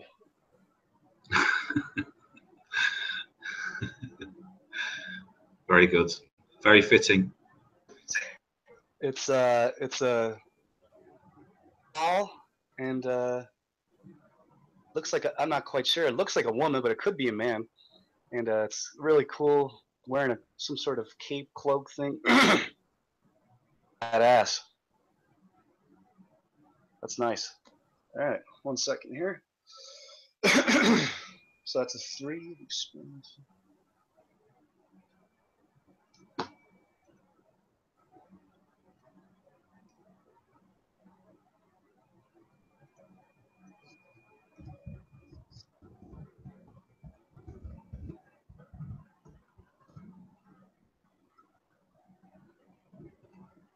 Here we go.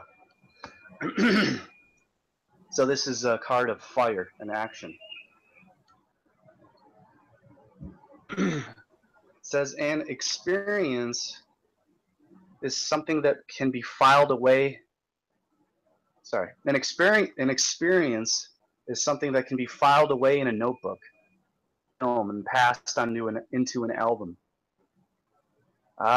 Experiencing is the feeling of wonder itself, the thrill of communion, the gentle touch of your connectedness, of our connectedness with all that surrounds us. This card is not just touching this tree. She is in communion with it. She has almost become one with it. It is an old tree, and she has seen many hard times. Reverent. And the white on her inside of her cape reflects the purity of her heart. She is humble. And that is the right way to approach nature. Nature doesn't bang any drums when it bursts forth into flower, nor when the trees let go of their leaves in the fall. But when we approach her in the right spirit, she has many secrets to share. I've heard nature whispering to you lately. Give her the opportunity.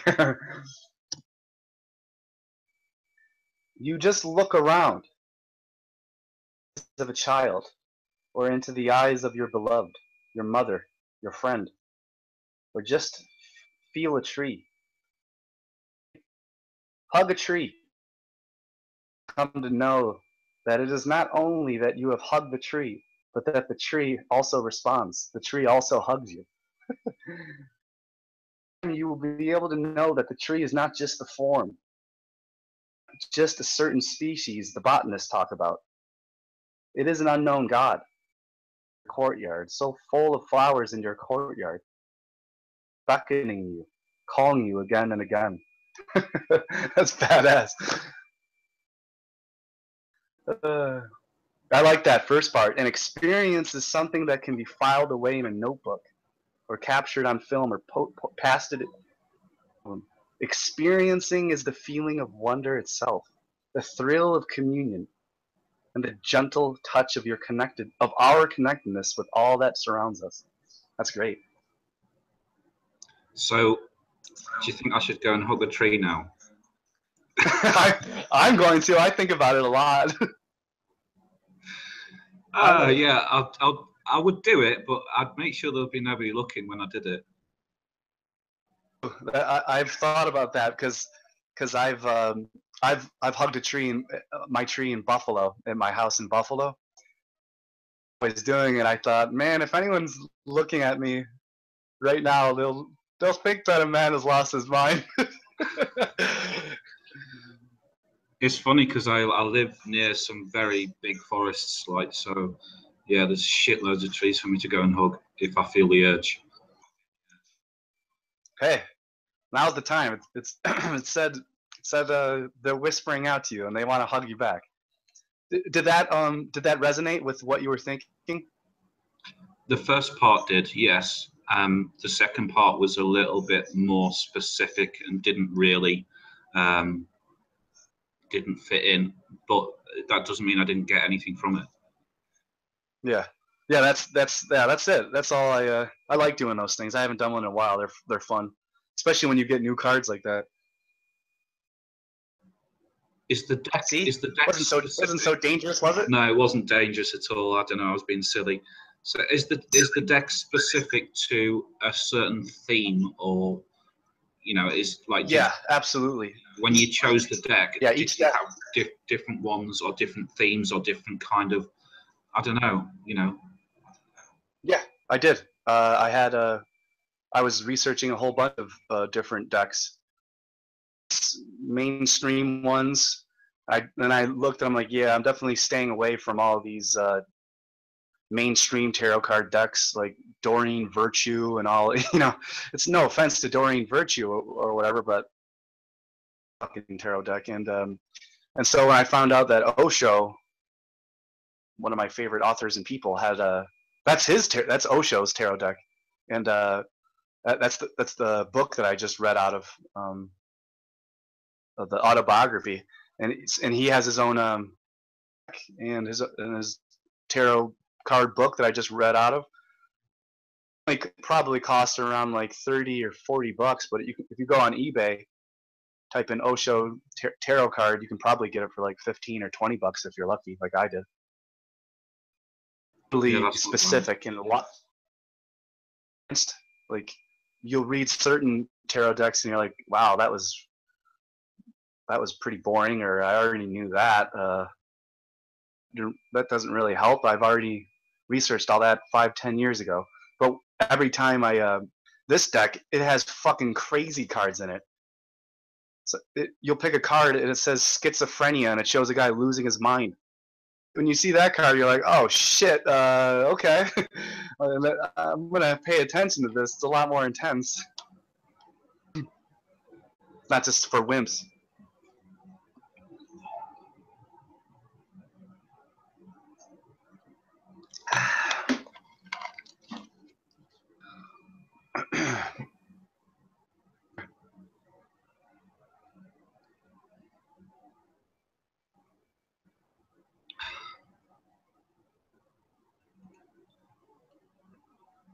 Yo, CTS, what time is it over there? 3:25. In the morning? Yeah. Sheesh. Are you tired? No, I've only got up about 3 hours ago, so. Oh wow. Karen says she wants a reading. Yeah, that'd be good. I've kind of trained myself to not need much sleep because I have issues sleeping anyway.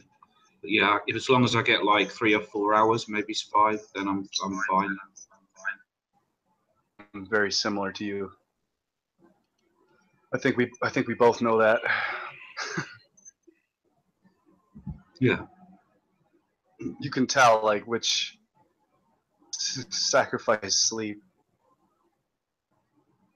Well, the way I look at it is that, if you can function and it's not having a detrimental effect on your health and, your physical health, your mental health, then I think sleep should only be done as a necessity to refresh and, don't overdo it because you can end up getting fatigued. And I don't think it's good for you to have an awful lot of sleep. But when I was younger, I used to indulge on sleep and then not realize that it wasn't actually doing me any good. Yeah. Scribe, thanks for joining me. See you later. Days go by. Karen, I'll do it. I'll pick a card for you. I think I'll just pick your card and call it a night here. No trees on a flat Earth. Daniel was up. What up, Wesley? Watch out for the Woody. A life. Drinking water out of a plastic bottle. Daniel, you know better. Yeah, this is a purified by reverse osmosis and or distillation, filtered and ozonated to ensure quality. Yeah, I guarantee you it has fluoride in it. As long as you can get plastics now that are BPA free. So I think it's the BPAs that are the problem, because they can leach into the water when the temperature changes.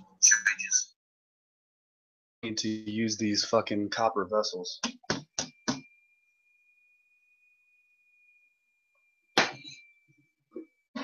And like glass, I noticed that people use their, you know, those people that are in really good shape.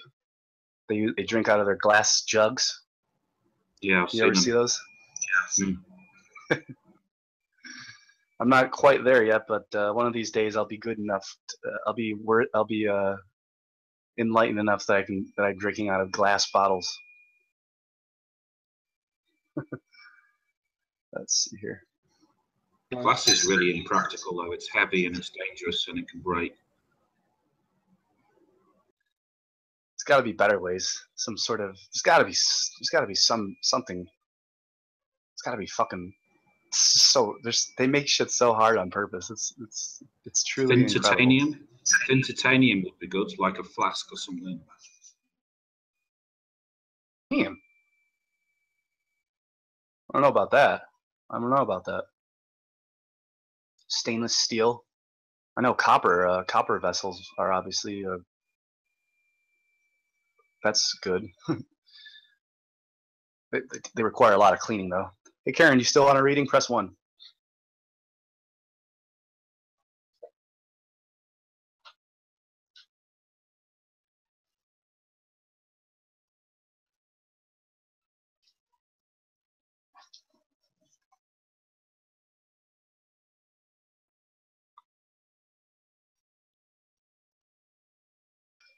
I'm going to have to shuffle this up then, Karen. So, same as before. Do you want a meditation for your day or your night, or an insight into any situation? I'm going to shuffle this up. What other live streams are going right now so we can shout them out? I can have a look. And I'll after I do this for Karen, I'll take all you lovely 10 or 20, however many viewers we got here. I'll take my whole 20 viewers over to someplace else.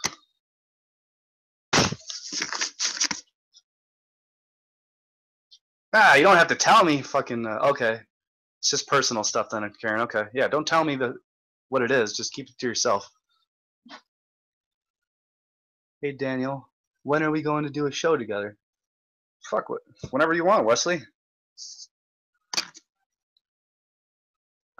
Wesley, I brought you on to, or you joined us on the Drunk News Network a couple of nights ago with Christian. That was a fun one. That I came out of my alcohol retirement that day.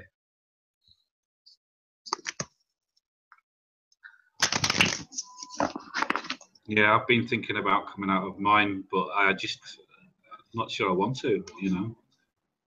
It's like, oh man, it was a reason why you're not sleeping as much, man. I could barely sleep for like 4 days. For the first four days, dude, I got like 2 or 3 hours of sleep the first 4 days. It does do that to you, yeah. I mean, I haven't had any alcohol for about 3 or 4 months. And I didn't plan it as like I just haven't had any. So, you know, by now you would have thought that it wouldn't be having an effect.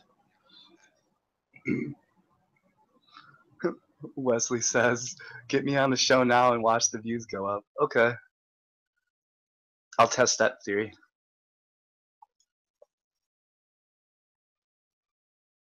Here you go. I'll send you the link.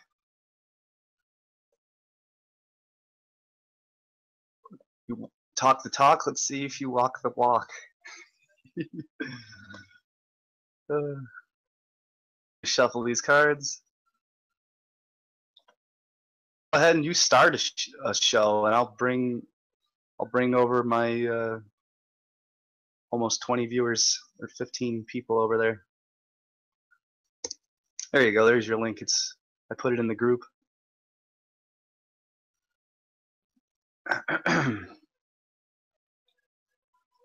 He's backed off. Look, he said he was just joking. He's laughing. You see, I love doing that shit to people, putting them on the spot. I had to, Wesley. I'm a cosmic trickster.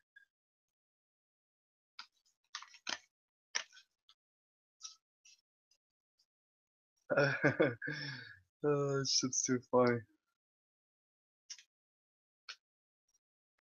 Yeah, man, we'll do a show soon. Get some fucking questions prepared. You said you like to interview people, so get some questions prepared and fucking question me. Otherwise, you'll be giving him tarot readings.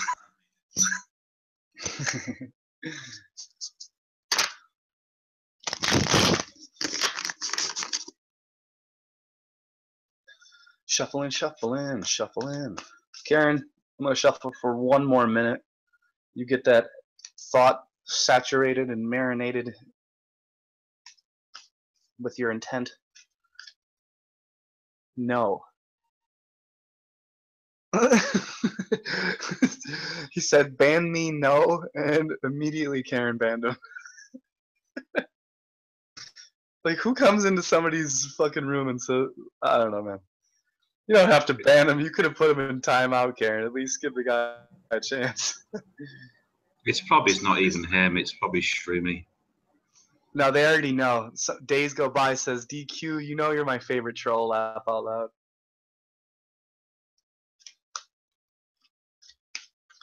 All right, Karen. I'm going to do 1 more super shuffle here. So, I'm going to check to see who the fuck is live here. Yeah, I've got a list. Who's live? Right, ODD Reality is, I'll just get in no particular order because it's just written that way.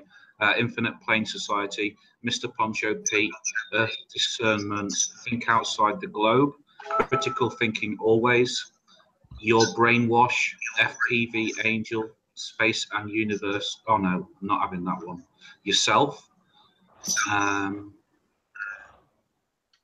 right. There's another one I've not heard of. The DBO TV. I don't think that is Flat Earth though. After I pick this card and do a reading for Karen, we'll or IPS and then go to Poncho Pete, and I think that should do it. Call it a day there. Oh, I'm here too. I had to come in. Hey Wesley. Now watch the views just skyrocket. Hey, we already got two extra now.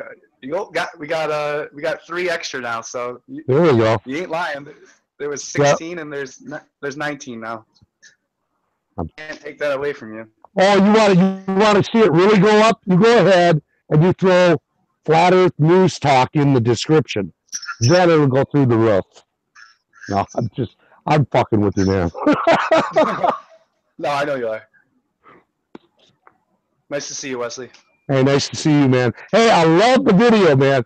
The radio show, loved it. Oh, did you Did you listen? I listened to the whole fucking thing. I'm like, damn, what is this? Like 3 hours long? Holy shit! Fuck. Yeah. Honestly, the only thing that I was impressed about my performance was that I didn't swear for 3 hours straight. That's true. That might have been explaining. It sounded like you were very nervous, but I'm like thinking about it. He's trying hard not to swear.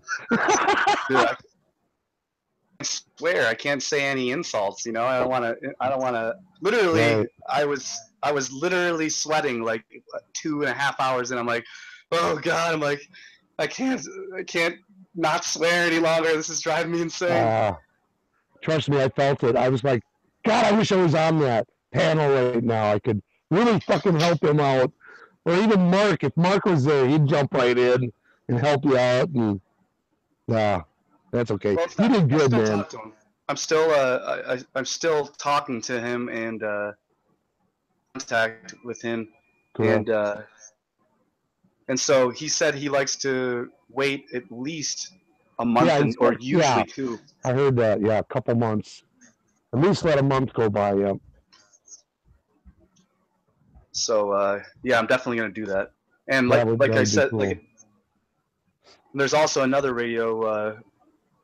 Actually, this dude just interviewed Grand HandCock, like this past week, to Mindfulness Radio, and he said he wants to start a fucking podcast with me, and he actually is gonna help me start my own.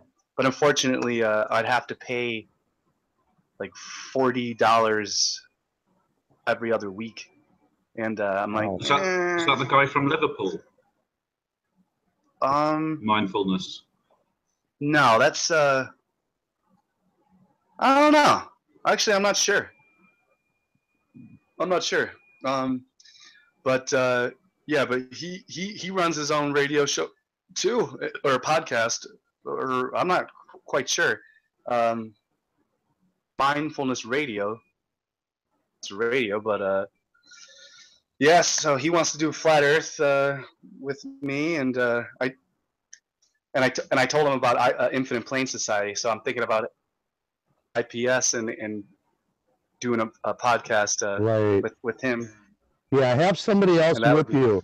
No matter who it is, have someone else with you because it's going to make you so much more relaxed.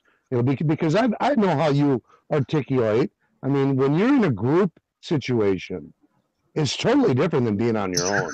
I sounded like a freaking idiot when I was on the radio talk show with the big boys, and I was so freaking. I don't know. You have to listen to it. It's on. I think it was called Free Talk Radio. I so botched that whole thing. Botched. I love that word. It's such a good word. Yeah. Oh, I botched it. I'm trying to say it without. I'm trying to talk without swearing. I would have used a different word, but that was the hardest part, man. That was the hardest part. Right. Also, not only that, but being on radio, so that means that I can't illustrate and I can't thing. You just have to listen to me. Really describe and explain what I'm saying. Otherwise, people will be like, yeah. Yeah, were those guys out of California or Canada? Canada. Okay. I was curious. Karen, you ready? I might just honestly have to pick. You know what, Karen? I'm gonna go like this. I'll close my eyes.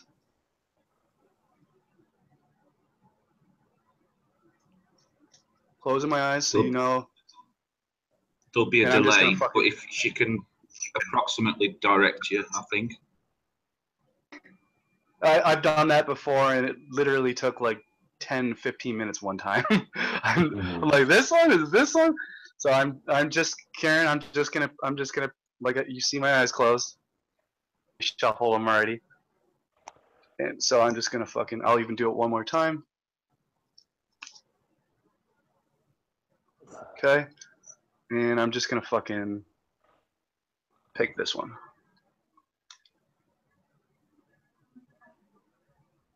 There we go. Huh, interesting. Here you go, Karen. It's conditioning. Oh my Wolf God. And it's a lion in sheep's clothes, surrounded by sheep. It's a lion with a sheep on its back.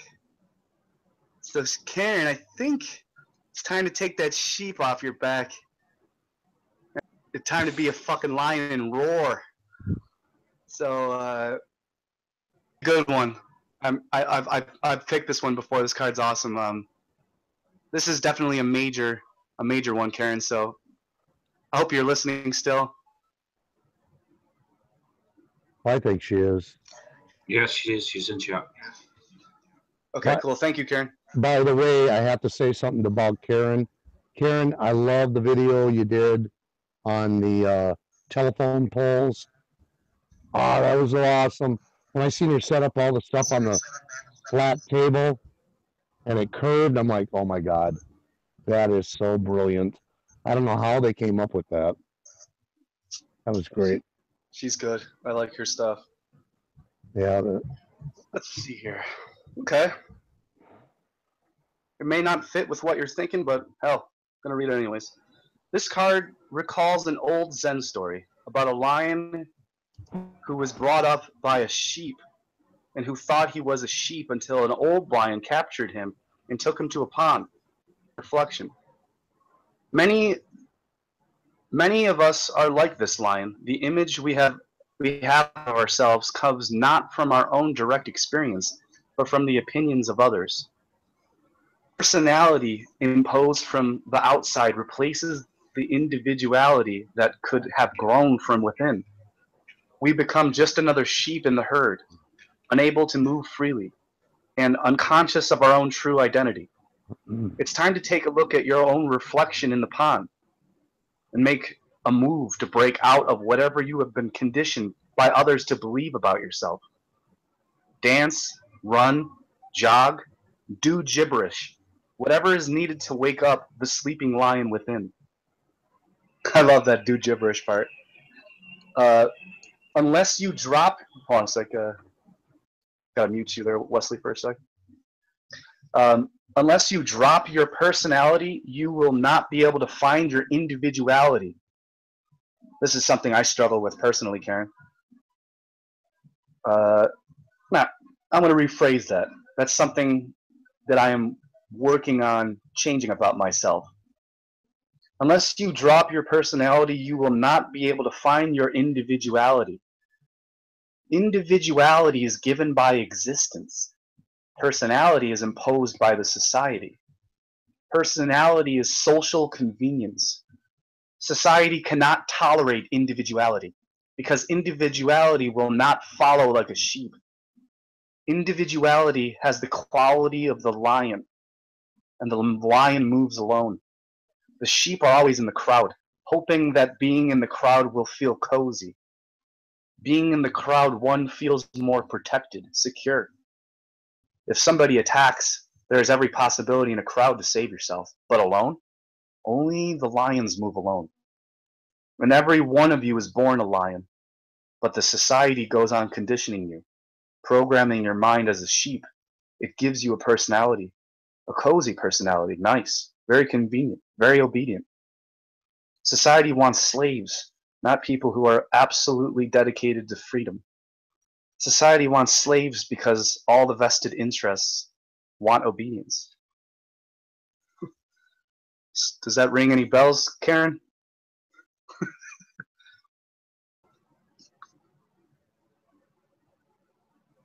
How about you guys?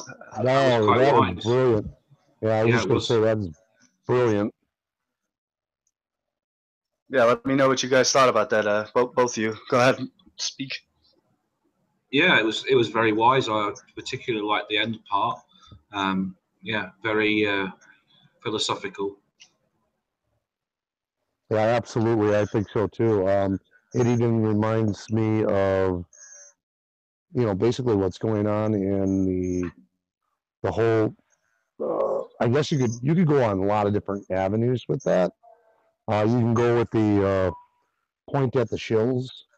You can point at the government, and then just society in general. God, I hate that loud noise. I got a question. If you have two cell phones going, and if they're too close together, will that create interference or something? Yeah, I think it will do. so. Okay, then I heard a slight whistle. I don't know. I don't know if you guys did.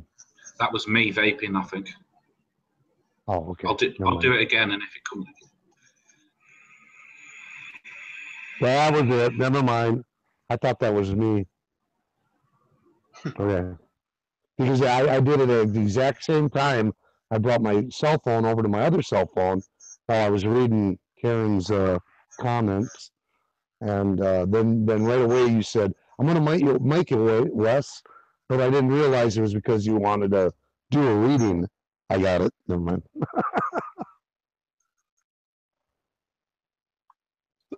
Boy, you can tell when I've smoked way too much. It's really hard for me to talk. Let's see here. Oh, just off subject. Had to show you my new guitar. Let me see that. Hold on. I gotta switch over. Oh, nice. Acoustic? Yep.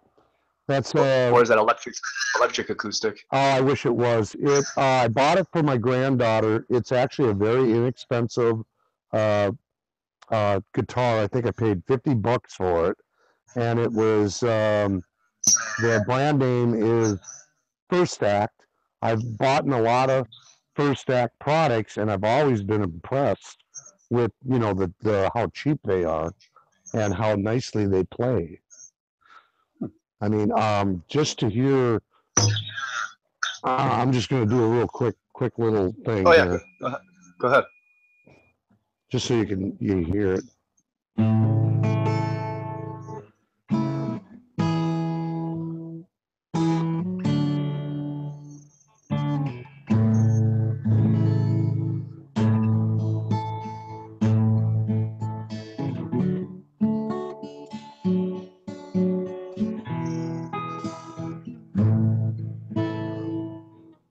And that was just with a capo on.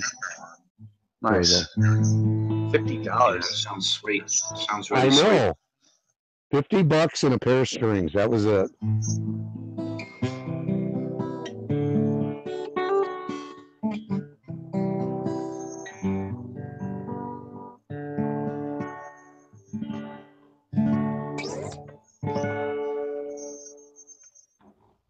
I was very, very impressed. I'm going to read some comments off real quick. CTS said the lion card was a metaphor to inspire you to change your hair product. Sorry, I'm going to mute myself. I'm going to laugh too much. Darren Fuchs says, so true. Karen said, wow, I love this. True. The bells are ringing here. Hell yeah. You don't have to go around hugging trees, Karen. That's funny. She said, gave me chills. That's good. That's a good sign. Do you have time to do me, Dan? I think you could have worded that a little bit better, Darren. Let's see here. I love trees. They have so much knowledge in them. Karen is definitely a lion. I don't think she realizes how powerful and loyal she is. A beast. Let's see here. That's a nice comment. Persian scribe. All right, I'm leaving chat again, but still listening. All right, later, Persian PS. Persian scribe. You're lurking. Let's see here. Had to stay for your reading, Karen. No need to spend heaps on a guitar. I never have. Plus, they're usually heard. I wasn't expecting that card. What a treat. Funny how you hear what you need to hear at the right moment. Oh, cool. So I'm glad that worked out for you then, Karen. Those things are awesome. They literally are 99% correct. It works 99% of the time, every time.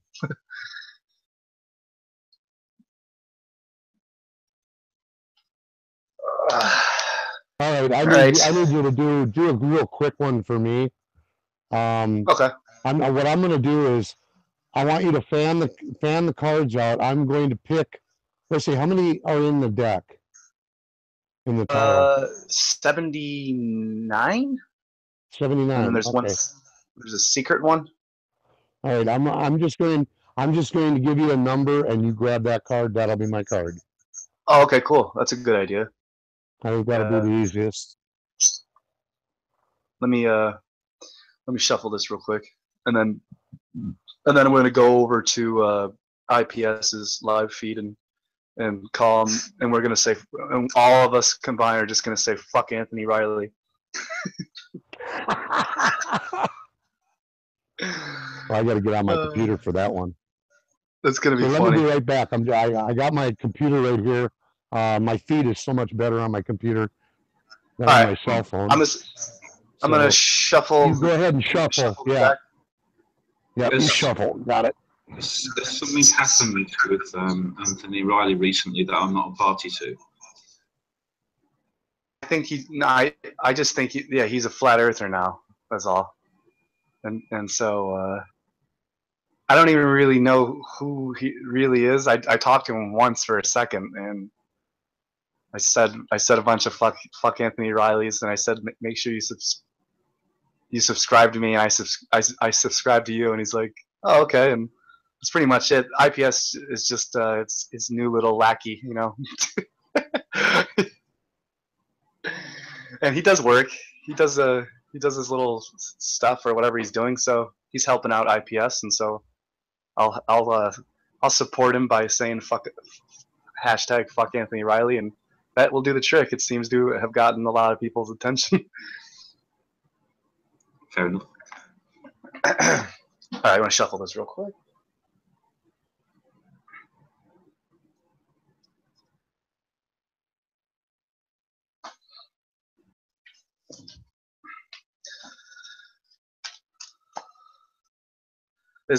Could you get IPS's live stream, the YouTube, ready? And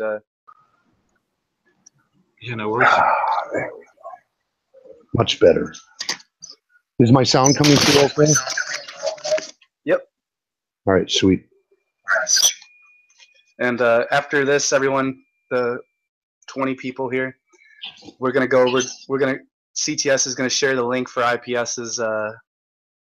So GTS, me, is gonna is letting CTS know that he's gonna share the link for IPS's channel, and oh, sorry, GPS, CTS to IPS, and so then when we get in there, just spam his chat with hashtag fuck Anthony Riley, and I just I just like making IPS laugh. That's my new hobby and pastime, is making him laugh. Got some bad news. He's gone offline. Oh fuck! All right, well we'll do it to. You want to do it to ODD's? We'll do it to ODD's live stream, because I'm pretty sure he'll know about the joke. If not, the other people in the chat will. And then we'll go over to Poncho Pete's and do the same thing. I don't give a fuck. Say fuck IPS for all I care. It's still get the message across. He knows I don't. He knows how I work. So couple more shuffles here.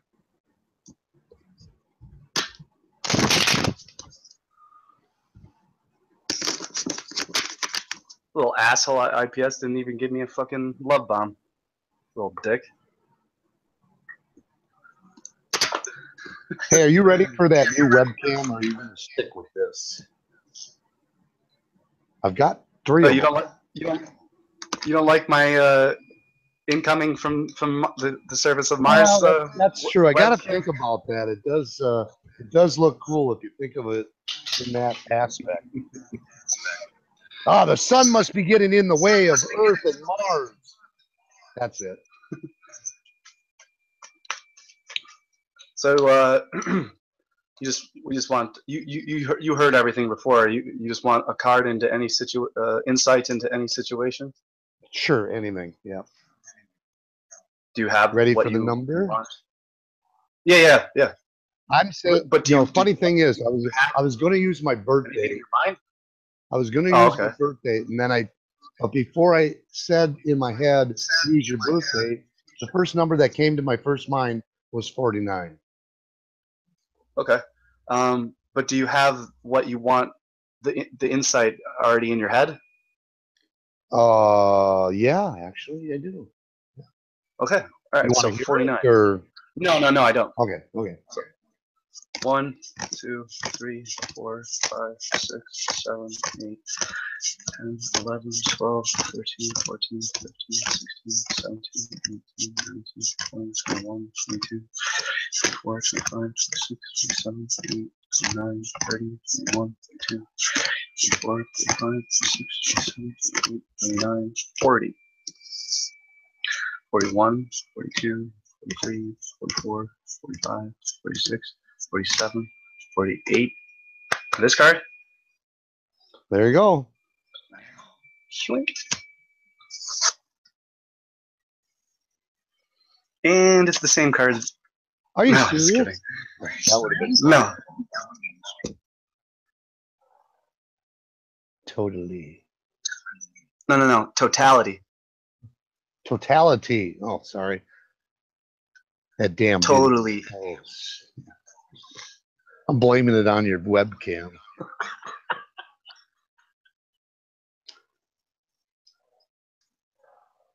I don't know. Well, here, you want to hear my what was in my head about it? Well, no, not yet. I'm gonna read it. Okay. And then let me hear it after. All right. But do you see what they are? Yeah, kind of, circus people flying through the air. Yeah, trapeze artists. I mean, right there, And there's says a lot about me.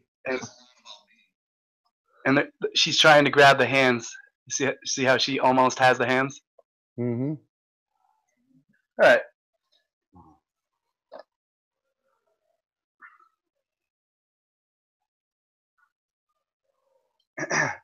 This is also a fire card, an action card. I've only done this once before. I had a roommate who was awesome at reading tarot cards. Is it pronounced tarot? All right, well, let me read. Tarot. I just say tarot. I mean, I say tarot. Okay. I just take the T off the end, tarot. Because a lot of people say tarot. Right. Yeah. I mean, potato. Yeah. Let's see. Globe Earth, flat Earth, nothing different about it. Let's see here. All right, just mute yourself. All right. Okay. These three women are high in the air. Oh, they're high, all right. These three women are high in the air, playful and free, yet alert and interdependent. In a trapeze act, nobody can afford to be a little bit absent, even for a split second. And it is this quality of total attentiveness to the moment at hand that is represented here. We may feel there are too many things to do at once, but get bogged down in trying to do it. Sorry, I have a burp and I'm reading this wrong. We may feel there are too many things to do at once, but get bogged down in trying to do a bit here, a bit there, instead of taking one task at a time and getting on with it. Or perhaps we think our task is boring because we've forgotten that it's not what you do, but how you do it that matters.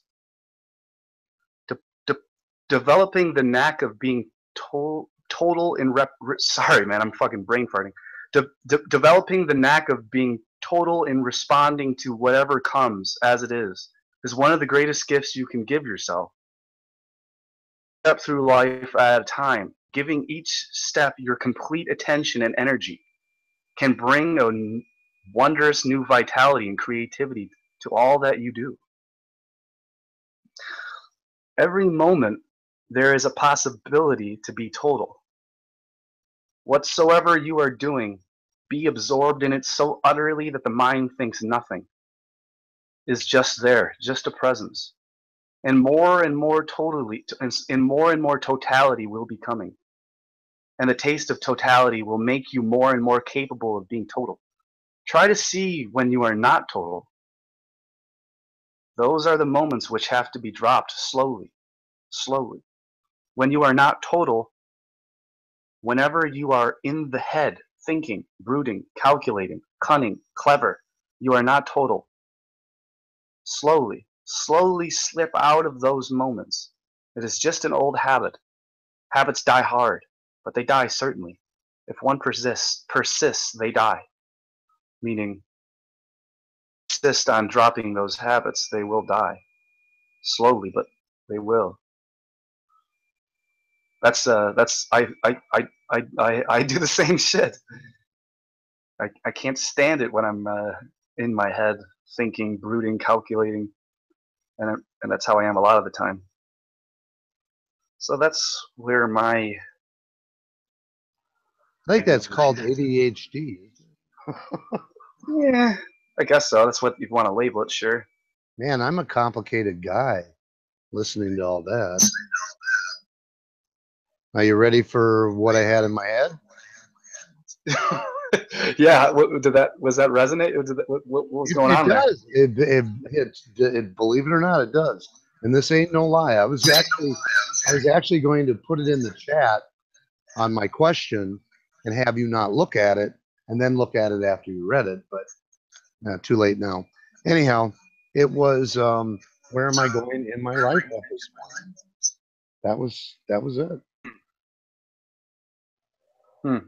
So does that resonate with what it said? Well, yeah. I mean, because it said it's not what you do, but how you do it. Yep, exactly. In other words, it's basically telling me I can write my own destiny right then and there. Write your own future. That's good. Yeah, I like that. I don't want to sit there and listen to something that came from a card and then go, oh my God, I got to do this. Because I think I'm on the right path. Mm-hmm. Yeah, I call that a good omen, confirmation. Yeah. See, that's the difference between me and Karen. Karen is very precise. She knows what she wants. That's great. I mean, she's right there. Boom. That's what I got out of her reading. Yeah, I love pretending that the readings are for me. Each card. Too funny. Let's turn. I already did, Chris. Oh, did you? Oh, I didn't catch that one. What up, Steve Harthun? Let's see here. Let's go bomb. Let's go over to Pancho Pete's. Let's see here. We got 22 people watching. Could you hook me up with the Brother Sanchez's link?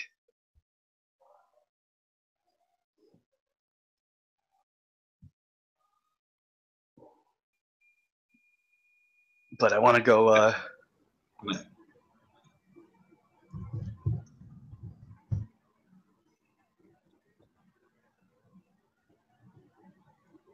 Oh, Jokerfish is live. I love trolling his people.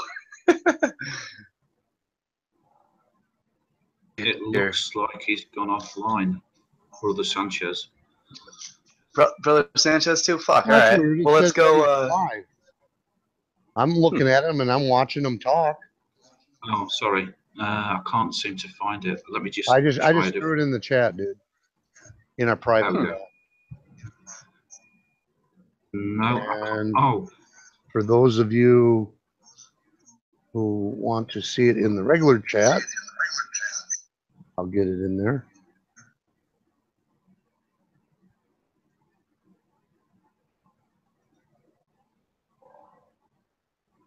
Boom. Oh, that's right. I'm not a mod. I can't do that. Why am I not a mod? You're a mod in my show, you jerk. Why are you not a mod? Hold on. Let me get you. Type Sorry, something. I meant that I Brother got you, I got Sanchez is not Poncho. There you are. Hold on. I could just take out the www dot. No, I got you. Oh, there we go. All right. Cool. Oh, so what's his face is having streaming issues. All right, so I'm gonna click on this real quick. I'm gonna click on Darren Fuchs's link, and that's okay. So get rid of that, and let's go to Pancho Pete's, and let's go like it, and just screw around with people in the chat room. Let's do like like button. Yes, hit the like button Right. and say fuck Anthony and hashtag fuck Anthony Riley. So I'm gonna go. Where is it? What the fuck is it? All right, so I'm gonna click on. Oh, Infinite Plane Society is still going? Or did he stop?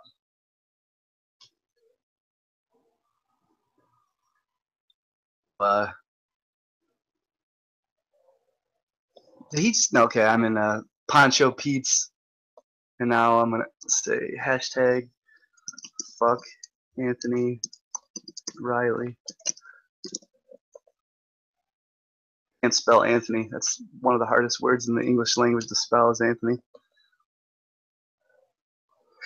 I let spell check do it for me. Yeah.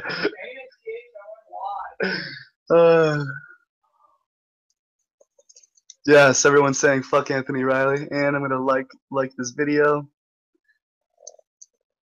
Okay, cool. Thanks, guys. Hashtag CTS, GPS, and IPS are all fucking chills. PS, fuck Anthony Riley. Keep doing it, guys. We got to make the chat move. Oh, everyone's laughing.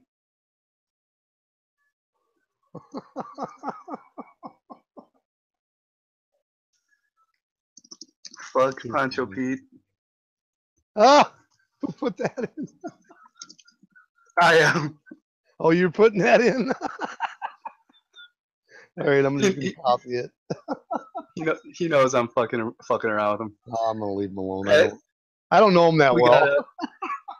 Well, I do. I mean, Oh, I was on a show the other day bashing your radio show. No, what? I was over there.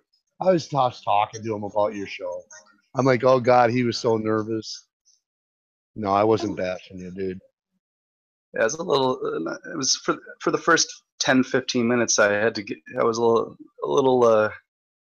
Well, first I Not had myself. to listen really hard, and I'm like, is that Daniel talking? Because I know it was sent by you, but I'm like, is he actually on the show? And then the more we got into it, I'm like, yeah, that's the. Yeah, I really started to warm up after 15 minutes. Yep. I can't believe I listened to it all night long while I was working. Normally I don't do that. If I'm gonna be on Hangouts, I'll do that all night long, but I don't usually just watch a video that someone sent me. I don't do that. So it was enough to keep me listening. Well, that's awesome. That's awesome. That's all I wanted to fucking do. That's what you wanted, yeah. Yeah. No doubt. Yeah, if I can just hold people's attention enough to watch a fucking 3 hours, that's a long time. I mean, yeah, you sit there and you're listening to it, and I've been in a flat Earth for almost 2.5 years, and everything that Mark Sargent and Eric DeBay and all those guys have said just compiled into my head. And I'm listening to you talk, and then you would try to explain something that he asked, and of course, my mind is just like, boom, I got the answer. And then you're like him and haw, and I'm like, dude, come on, it's and then finally it came out, and I'm like, all right, good dude. It's like Yeah, I have to jump in and help you out so bad. I do that on purpose. if you haven't noticed, I string people along on purpose. I don't want. Oh shit, dude! Christian's on Jokerfish's show right now. He's playing the guitar. Oh shit! No fooling. Yeah, no fooling. Here, I'm gonna give you the link and hold on one sec. Yeah, we should tootle over there. Well, I don't know how long you're gonna do the show. Okay, one sec. Yeah, so I'm gonna hook. So I got about 20 something people watching here, and sneaky little Christians on Jokerfish's fucking channel already. So I need everyone to go over to Jokerfish's channel. What? Support Christian. Say yeah, that's the new guy on the guitar is good, but like still make fun of him stuff and like. Just say the usual stuff, you know. Just these people get really triggered off of anything flat Earth. So just keep it polite. Don't be insultive, but just here. So here I'm putting the link into the. Oh, I know what I'm gonna say, and I know he's gonna laugh about it. I'm gonna say this dude can't play English shit, and he's gonna come laughing. Okay. So go over there and berate him. let's thumbs up everyone and say okay. I'm just gonna say this dude fucking sucks. Yeah.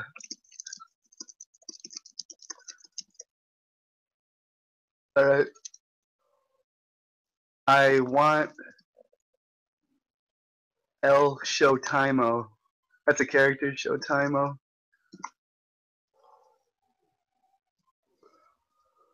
Yeah, I was. I gotta hear what they're saying. Show the other night. Hold on. I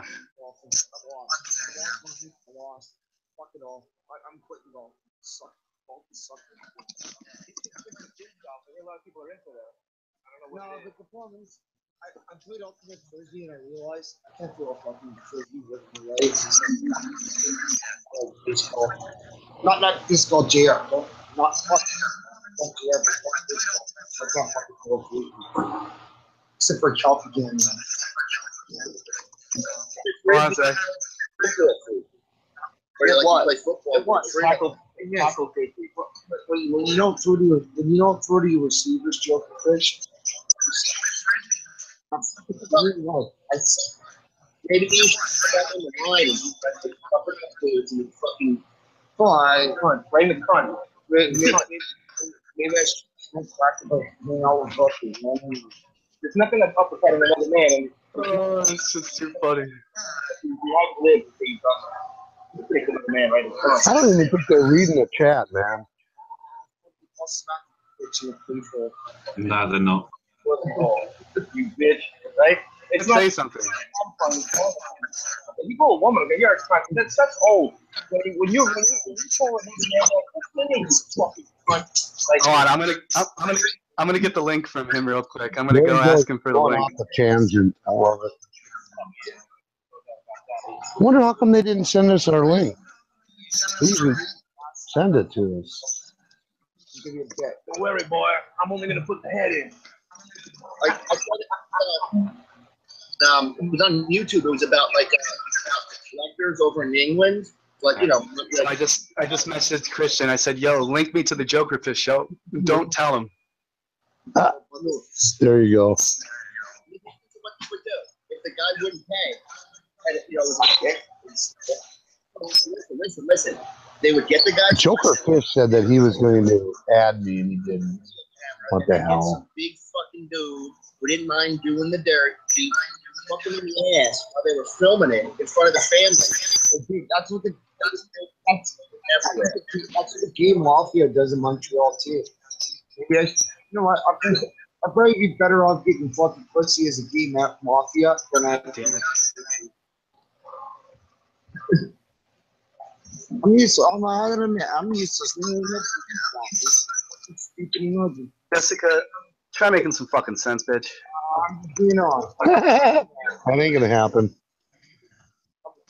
I'm never gonna carry out my grandfather's and my dad's way. You see, because I'm ugly and stupid. We're fucked. This family line is fucked. With me, my stupid man. No, Okay, he noticed.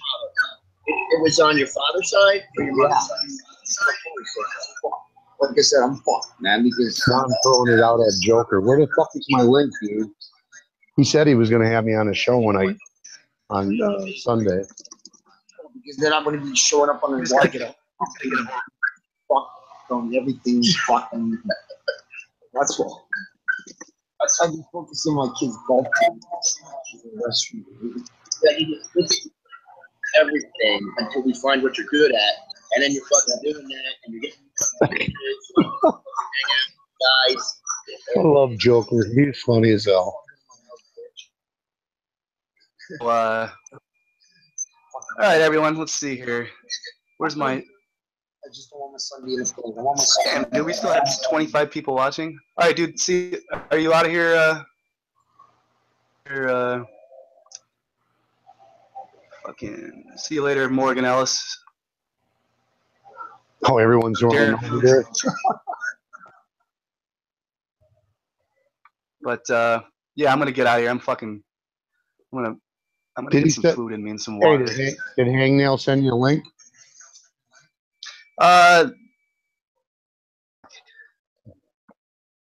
Yo, No. send me a link. You wouldn't even be on that show if it wasn't for me, you fucking asshole. He's not looking at the chat, dude. I mean, how many times have you been in Hangouts and people are texting you and you're not even responding? Sometimes. Yeah, you just, I mean, I even do it. I do it all the time. Not that I'm doing it on purpose. It's just that I get involved in what I'm doing and I forget to put the chat up. And then people get pissed off and I'm like, oh, no. Not being mean to anybody. Being a little stupid, but. Oh. Okay.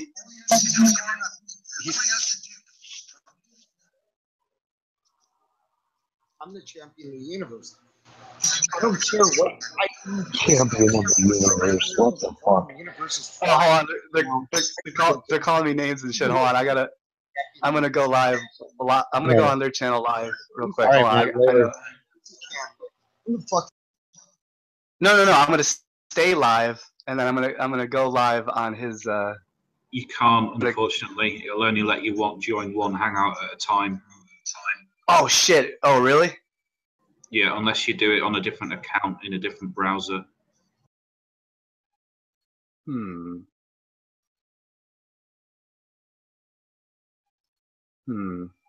Fuck it. I'll just close my feed and go there and piss everyone off over there. Okay, well, thanks for the reading and thanks for having me. Yeah, dude. Absolutely, man. I'm gonna shut this off. Thanks for. All right, dude. Yeah, thanks for helping me out with the audio on that Pepe and FEPE video, and thanks for hopping in yourself there too, Wesley. Let's go over and fuck with Jokerfish, and see you guys all later. Thank you, CTS, for helping me out again, and yeah, this is Hangout 58. We have plenty more to come. Go subscribe to CTS's Chris Truth Seeker YouTube channel. And yeah, let's keep doing it, man. We're having fun. Let's keep having fun here. So thanks again. See you later, CTS, and we'll talk soon, man. Take care, man. Take care. Bye.